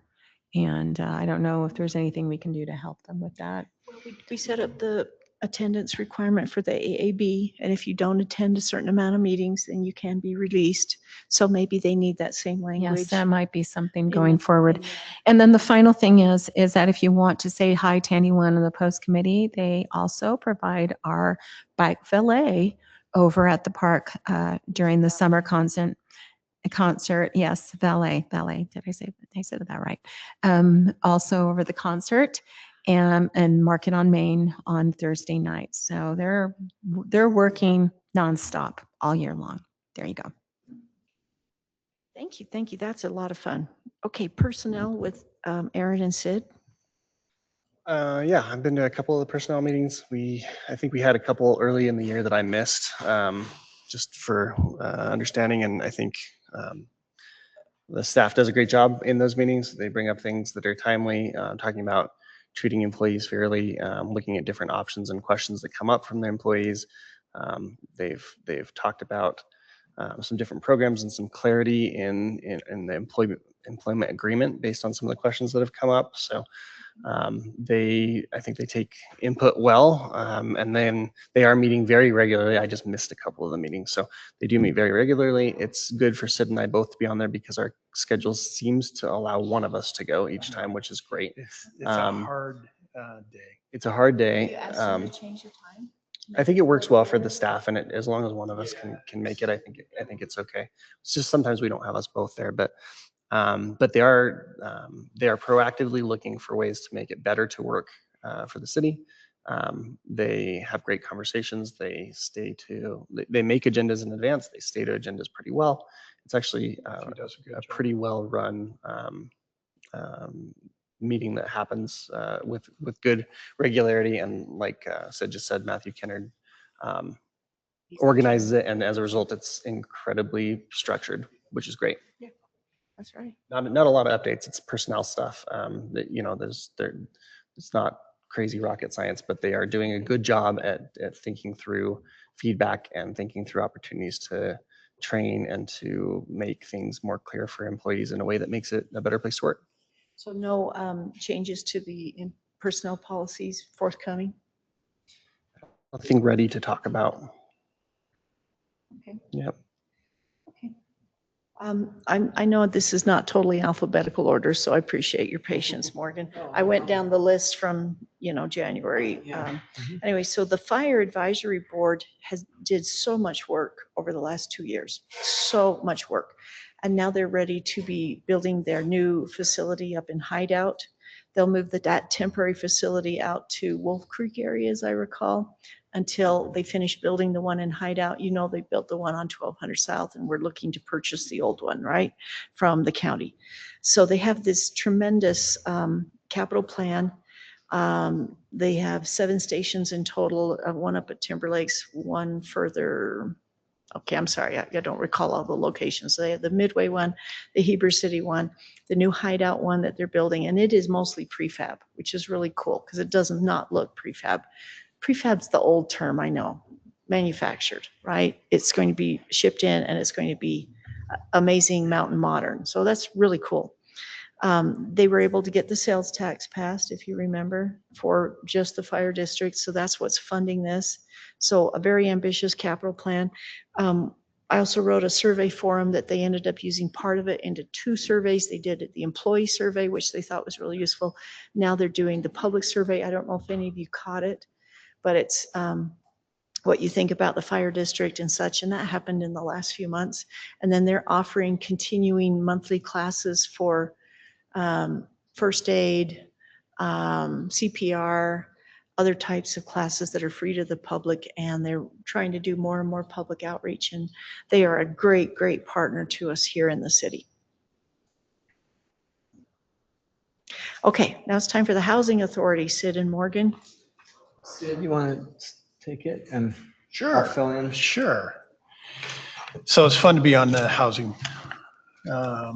So some things that we are currently investigating and trying to do is try to figure out if we can and get an executive director. There are talks.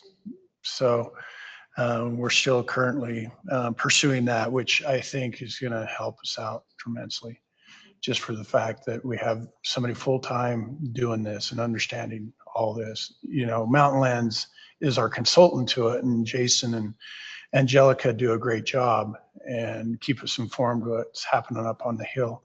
But it would be nice to have somebody that, you know, is always there for us. Some of the things that are happening, Mountain Lands, they're, like I said, there are consultants. They are trying to speed up and streamline the process of people to qualify. So they're looking into some new software out there that is pretty cool, where you can go online and rather than fill it out by hand, you go online and get pre-qualified for affordable housing.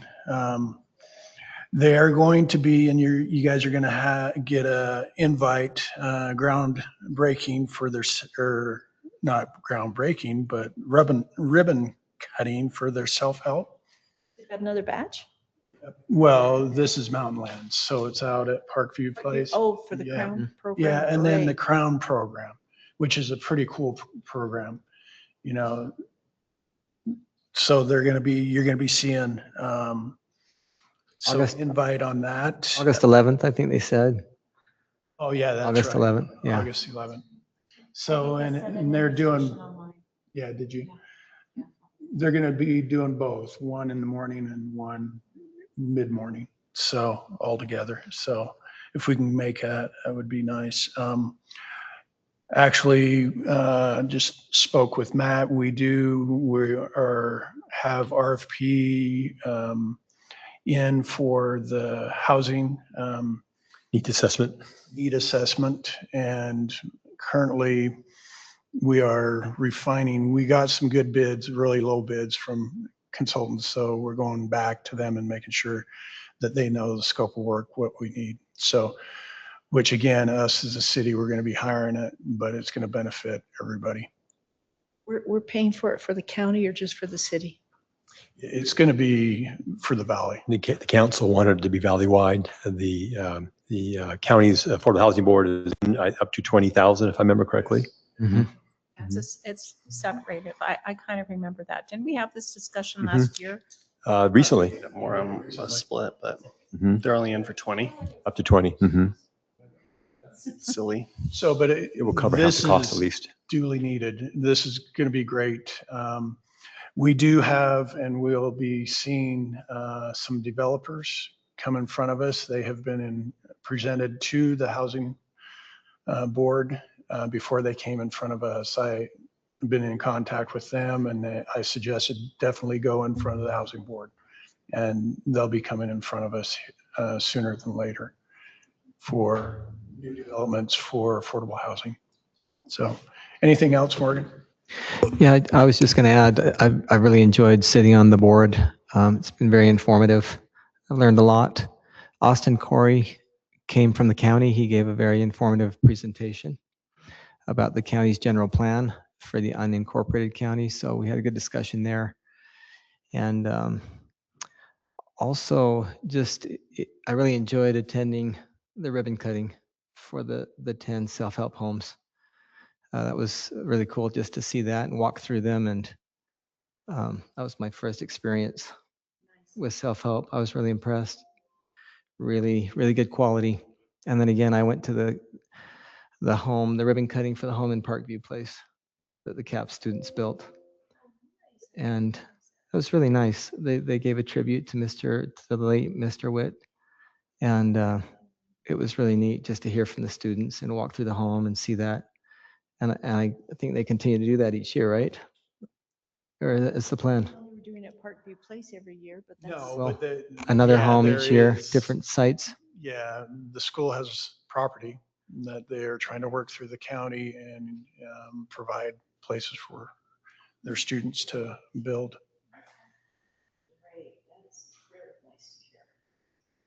Well, good luck with the director. That's a biggie. That's a huge lift right there. That's been sitting Yeah. and simmering for about 5 years now. It's duly needed. And yeah. In the works. Yeah, thanks. That's it. I'll talk about WOLB, Wasatch Open Lands Board. We did receive another notice of interest for land out in the North Fields, kind of across from the Commons Apartments. 2 really nice parcels. We've referred them to the Land Trust. We hope that the Land Trust can help them find matching funds. That would be a really great project. Even though the 10 million of the open space bond has been appropriated by the county in those 9 projects, the county's using rollback taxes in usually several 100,000 or more a year right now. They just can't get their total of rollback taxes to use towards open space matching projects until the end of each year. So all we have is the end of last year, and we're waiting for the end of this year, and then we can use that instead of the open space bond because it's already used. We are talking about trying to go for another open space bond next year, but we know we have to raise a lot of public awareness and explain that we've been able to leverage the 10 million 6.5 times to save the over 600 acres at the cost of a value of 66 million. It's a lot of sixes, and I kind of mix them up, but I got them straight for you there, thankfully. We feel like this is the best bang for our buck because preserved land does not increase school district taxes, and we don't have to hire teachers for cows. And we're able to preserve the agritourism potential of the city and the open space that Wasatch County's put into their general plan, as well as what's in our general plan to protect the buffers around the city. So it's going well there, and we just did a sticker contest, and we developed a new brochure that we'll hand out at Fair Days, and we will continue to do projects. I also remember real quick, the railroad wants to do a Heritage Days in September with the county's help. And that would entail some more open space, like a pancake breakfast and things like that. So we're trying to collaborate with as many entities as we can to build more and more awareness of the great progress that's been made on the 2018 open space bond and make sure that the public is knowing the results of that. And the Lundeen property, if you recall that, they have just a little bit more to go before they can hopefully save 100+ acres over by Zermatt in Midway, and they're going to provide a public trail as well as other public trails that are coming from the Mountain Spa and the Pear Tree Llama Farm. And so we have a few outstanding applications that we're waiting on Route B information. Don't know if they're going to go forward right now. So there's a lot more demand out there, is what I'm saying, for landowners to preserve their property than we have funding for. And we've come a very long way with that in just 6-7 years. Has it been 8 years now? Wow. Man, this time goes by fast, but there's so much more we can do. And I really hope that the county and the city will stick to the general plans to preserve the open space, because now we can see from Sid's study that that's really one of the number one things that people like around in the valley, tourism, as well as people, that we want to preserve our nature, our open space, and everything that comes with that. Any questions? Okay, that's a really good board to serve on and really fun. Okay, Mike has dropped off, so we won't get a weed board update. Aaron, you said you, Weeds, they're working. yeah, I'm sure they still are. I don't think they need enough. time. It's just Yeah. Weeds still there. Which one did you want me to go to? Heber Light and Power. Heber Light and Power is an awesome board to be on. There's so much that goes on Heber Power. This year, kind of summarizing everything, the discussions have been about moving into what's called the new day-ahead energy market, which is a pretty demanding thing for Heber Light and Power. They have to forecast their needs at least one day ahead. There's some pretty hefty penalties and things that come into that, and it's some crazy voodoo work that is done by fantastic employees to make sure that they can continue to participate. That comes because of their being a part of what's called the Everyday Ahead market with Pacific Core and some of the other agreements that happen with Heber Light and Power. So that's a totally new thing. Our Heber Light and Power employees have led some of the conversations that have happened with UAMPS, which is the Utah group that we're a part of with the municipal power authorities, and they are trying to help create rules and visibility and transparency in things that are very, very confusing and opaque. And they put a lot of time into that. There's some mandatory participation that's really, really hard, and that is an expense to Heber Light and Power, but they're doing a very good job of getting ahead of that, thinking through it in a way that is going to be scalable, reproducible, and not just directly incur costs for the power consumers, which is great. It's been a lot of conversation, a lot of work this year, a lot of updates and things like that about what they're doing. The next focus has been about building the system for growth. So building out the system overall. Heber Light and Power is heavily capital funded or capital project funding kind of heavy, I guess, as an organization. They've got a ton of assets. They've got a ton of different aging of assets and replacement schedules and lead times that are insane, and trying to get parts to fix things. And I think we got a touch of that with the water pump failure last year as a city. It's even worse and a little bit more scary with Heber Light and Power, with getting some of these transformers and things that are made in crazy countries and in really weird ways that are just hard to reproduce. And so they're really focused on how do they think about that capital outlay in the future? How are they raising funds and thinking about a capital stack in the future with bonding, and what does that mean for ratepayers? One of the things that we've been able to push for this year as a board was looking more often at periodic rate increases, so that we don't get stuck with rates that have to play catch up, which was pretty painful in years past.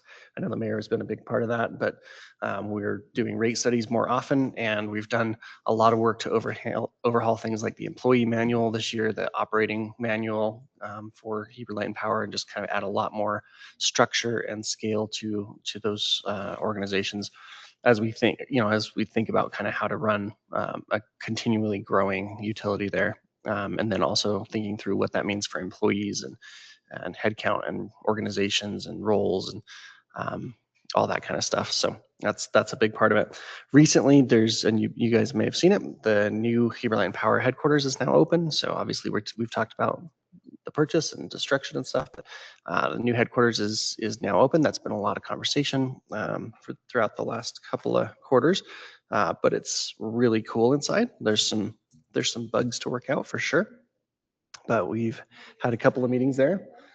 The last meeting was there, and yeah, we've had a couple of different things. There's some bugs to squish, and from IT bugs to permitting and weird alignments of countertops and things like that. But it's a really cool building. They did a good job.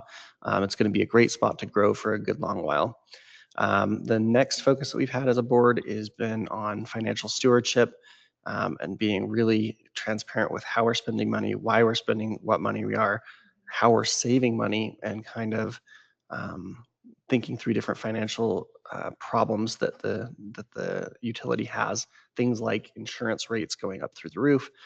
What does it look like to save a little bit more and to have more, whether it's rainy day fund or at least more options, whether it's through utilities or through pure procurement or through self-insurance in some small cases, just by having enough inventory on hand to be able to replace things that go bad quickly. So that's been a huge focus this year is financial stewardship. We have, as a board, we're getting even more pressure on that. There's lots of costs, but the new addition of Charleston's mayor has helped even a little bit more to kind of like focus that conversation on finance, which has been really cool.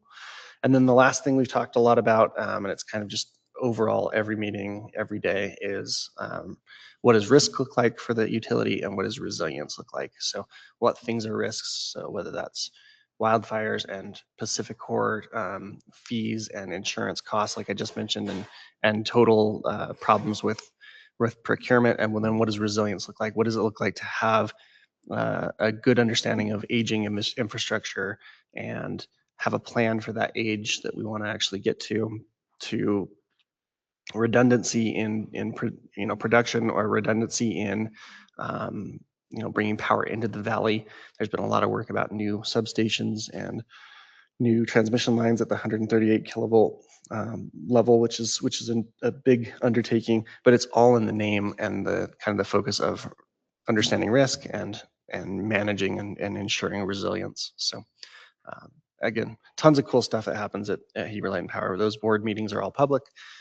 So anybody that has any questions, you can certainly watch those board meetings. Did you They're guys fantastic. go to, you went to a conference, didn't you? We did, yeah. So I was going to ask Morgan, what did he think? You said in the next meeting. Oh, are you guys reporting Yeah, on our it next later? Heber Light Power Oh, meeting, we're gonna do a little report, but I mean, just a quick overview. Yeah, it was great. I mean, this is their national conference, so I don't know how many in attendance, but hundreds and hundreds from all around the country. Some huge, some very small, and there were a lot of breakouts, a lot of workshops. It was pretty technical. Took a lot of notes, learned a lot. But they talked about the U.S. energy market outlook, strategic communications, resilience, emergency response. There were legislative updates on the federal level. The question I wanted to ask. And the only reason I'm wondering is because I know that when I was on Heber Light and Power, that was the year that we had the worst winter ever. And the expense went through the roof. We had to throw out a lot of that on the consumers and on the ratepayers. And part of that discussion was because of the shutting down of Hunter and all of those other plants and so forth. And I know that part of that was because of the administration at the time. Is there any reversal of that? Are we looking at possibly now that some of those things will open up again, some of those plants might be put back into commission so that they still are going? Okay. And yet Mhm. IPA or IPP, if you want to call it that, has fully switched over to the natural gas now, but they lost a lot of capacity there when they switched from coal to natural Yes. gas. But the coal deliveries have been pretty constant, even though it took a while to work out the bugs after your time on the board. Yeah, this administration is still allowing the coal, but it's not going to IPP.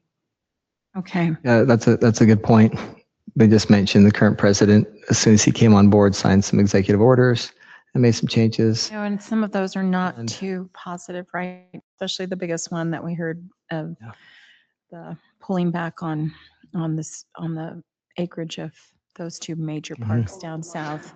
Yeah. With so each administration, definitely comes it's going to be changes. changes. That's what I'm wondering. If there's any, you were just going to, and that's what I was wondering if they talked about that, with the administration change, you're always at the behest of whoever decides to sit in there. And so with that, are they doing anything you were talking about, thinking ahead, Yeah, is there so any they way talked a lot to? about that at the conference. I think we did separate breakout sessions. They did talk about it, but the lens they talked about it through wasn't who is the current leader, what might the implications of the current or the next leader look like, so much as it was here, how do you think through portfolio resistance or resilience, right? Okay. How do you make sure that you're appropriately in market and self-generation and hydroelectric and solar and all of these Okay. technologies? Diversifying. They talked a lot about nuclear while we were there. There's no big things to talk about there other than everybody needs to have a eyes wide open approach to be as diversified as you can be within the risk tolerance that you have, and in a way that makes the cost to the end user makes sense. And I think, I mean, Jason's not here to say it, so I think he would say modestly that Heber Light and Power leads in a lot of ways in the West and in a national way in how well they diversify their portfolio and how well they talk about things like market rates and hedging gas prices and things like that. It's just, they set a lot of positive precedents in how UAMPS thinks about it and how other people can kind of reference back. Well, I So think it's no important. major yeah. problems or Yeah. changes for, as a resident that's paying for Heber Light and Power. There's no crazy risk that anybody said, oh, this is the next thing coming from Washington, so much as like, hey, be aware of the fact that things Not to- change quickly. And not to hijack you guys, but I think that the reason I'm just wanting to kind of, draw the citizens so that they can hear this, our bills are high. I mean, but you know what? There's a larger group, larger company within Utah, and their bills are even higher. And it's kind of a telling for me because we are a smaller organization, yet they have worked really, really hard in a lot of ways to try and keep those bills. And I think a lot of it is board members and people who are willing to kind of say, okay, we've got to be a little more careful. But I think it's important to understand that, they're struggling with outages and so forth. And we have got to applaud our Heber Light and Power that when we have outages, they are right there working really hard to make sure and maintain those lines. And I think it's really important. Yes, yes. We've got So great I just staff. kind of wanted to add that in there. So Yeah, thank you. Lots of tree I trimming. definitely tried to be concise because it's 9:15 and it's. I have know, no I idea know, but why I there's just like really wanted to 7,000 ask those degrees in here. questions on There's if so what much their more that's decisions are. Going too- on it's a there. lot. I know, it's a Heber Light lot. and Power is looking at building a natural gas generation plant. They wanted it a lot larger, but we'll see. And then this, well, Morgan, I should let you say, is there anything else you'd like to say on Heber Light and Power? I think that's good. And Aaron and I will talk more in our next Heber Light and Power meeting on the conference and some things that we learned. I don't want to put pressure on our two board members along with me, but there is that distribution debate coming up on tomorrow on whether or not to give the distribution back to the city, and the board will be voting on that tomorrow, Matt, and we'll see how that goes, right? And let's see. Heber Light and Power's capital budget is over 100 million right now. Our impact fees are not keeping up with projections, even though we've raised them almost every year. We have the highest impact fees in the state. There is going to be a rate comparison tomorrow, Yvonne, at our meeting. They're looking at several municipalities that are involved in UAMPS, like Aaron said, and there will be another rate study that is presented tomorrow. So rates will continue to increase there. But that is because we cannot bond based on impact fees. We have to bond based on rates, and we have to have that debt service ratio. And so it's quite interesting to go from, a 20 to 30 million dollar capital budget per year up to, I'm sorry, for every 6 years up to over 100 million over the next 6 years. And then how are we going to pay for that? And Heber Light and Power still has some real concerns with easements, Russ, and making sure that they are separate, right, from wet utilities or dry utilities. And they do continue to feel like they're kind of at the bottom of the totem pole when it comes to utility placement. And so they have some real concerns there. And I hope we'll consider that more and more as we go forward. But anyway, that's a big ticket item for Heber Light and Power. Okay, Yvonne, do you want to talk about irrigation, any of the irrigation boards? I have nothing to discuss. I was invited the first meeting. They were just getting started talking about when they were planning on turning on the water, and I have not heard anything since. That was in January. And I did have meetings, but like I said, or notes, like I said, I have changed my phone, and so all those notes did not transfer over to this phone. So I lost quite a few notes on not just there, but other meetings that I had had, which was really dumb on my part, but oh well. kind of wanted to keep my 10-year-old phone forever, but obviously that's not possible. I don't like change. I don't know. Maybe They're basically once a year meetings, right? But usually they have concerns about Yeah. how the city's affecting them. And so, they've been pretty silent. I haven't heard, I mean, unless they have met and I just haven't been invited. I don't know. It's kind of the only lady in the room, so I don't know if that had anything to do with it. I don't want to say that, but I'm just, I don't know. Haven't heard anything. Russ, do you have the contact information for Wasatch and Timpanogos and? Have they invited you? Don't tell me I'm going to be hurt if they did. No. No, but I think you should reach out. Yeah, and I haven't seen, nothing. So Well, they must be doing okay. That's all Yeah, I'm well, thinking. Please feel free to reach out to them and let them know that we will communicate with them, on any of their issues, because they usually do. I would love to reach out to them, but again, and all my contact information on that was in those notes that they Okay. don't transfer. So if anybody else has information on them, then let me know and I can try and reach out to them. Maybe you can help her, Russ. Oh, okay.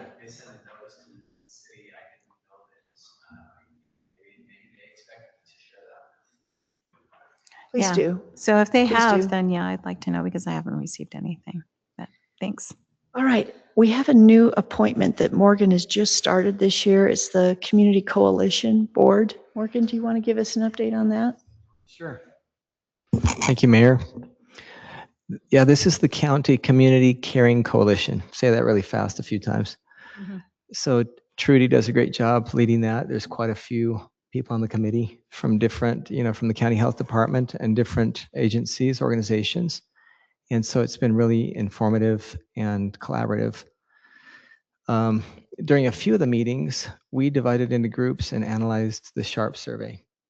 You're probably familiar with that, the Student Health and Risk Prevention Survey. It's been done for decades. It's optional. It's anonymous. I take my students in grades K-12 or 6 through 12. And so that's been pretty informative. It's a lot of data that comes back. And so we've split up into groups and looked through that and analyzed it and discussed it. Just substance abuse, mental health needs, social media, safety, connection. It covers lots of different areas.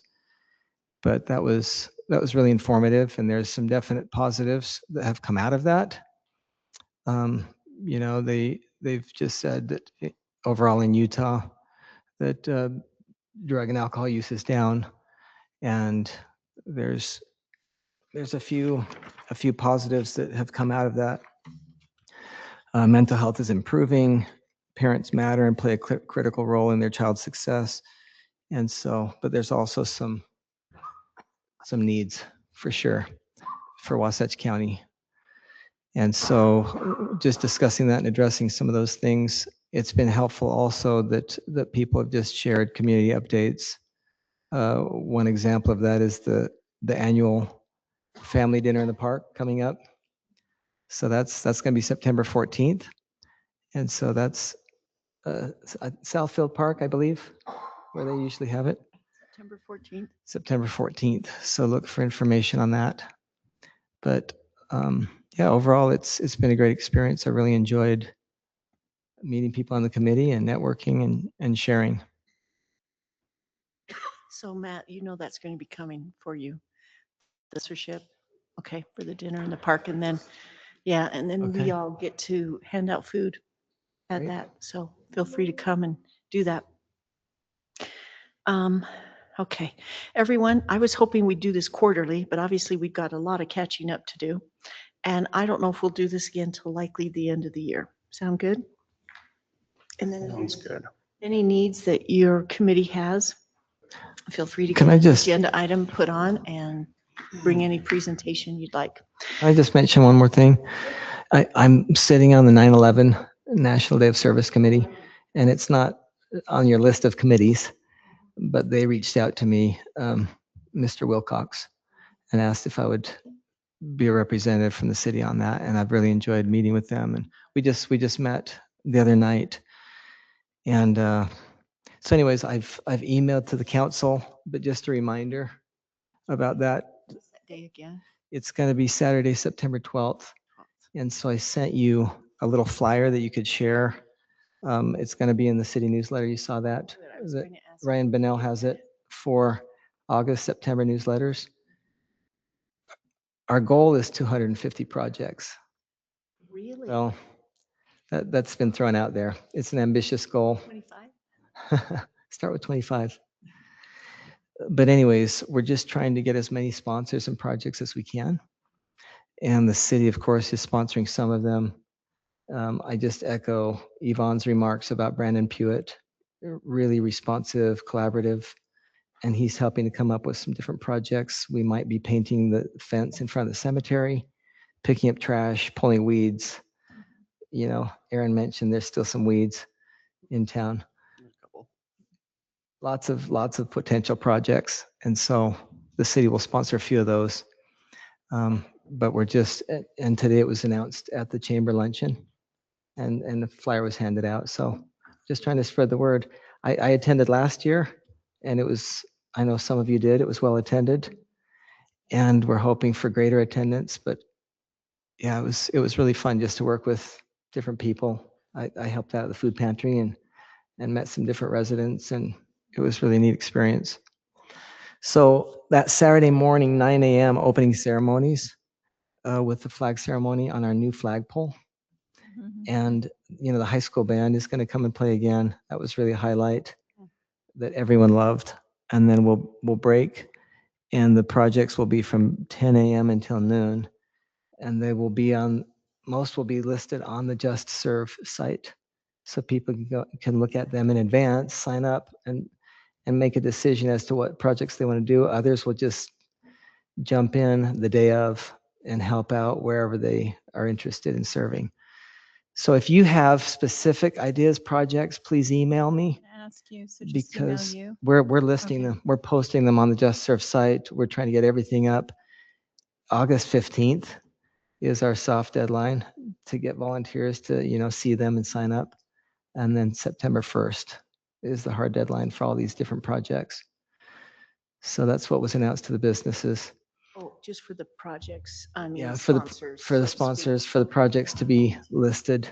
Yeah. And then volunteers can jump on at any time with the link in the QR code and sign up. So yeah, it's exciting. It's a 25th anniversary, of course, of 9/11, and then 250th anniversary. So we want to make it a big special event. Maybe 2,500 volunteers. Sure be nice to get the monument up by then, but we'll see. Yeah, that would be nice. No pressure, by the way. Anyways, thanks for spreading the word. Just neighbors, friends. Thank you for Just so serving you know on that. That's Yeah. really, really wonderful. My pleasure.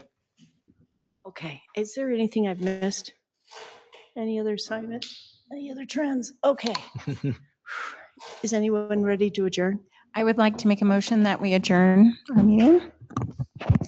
Thank you. Thank you. All in favor? Yes. Yes. Okay, I think that's Yeehaw. 4-0 because Mike's offline. So, you know.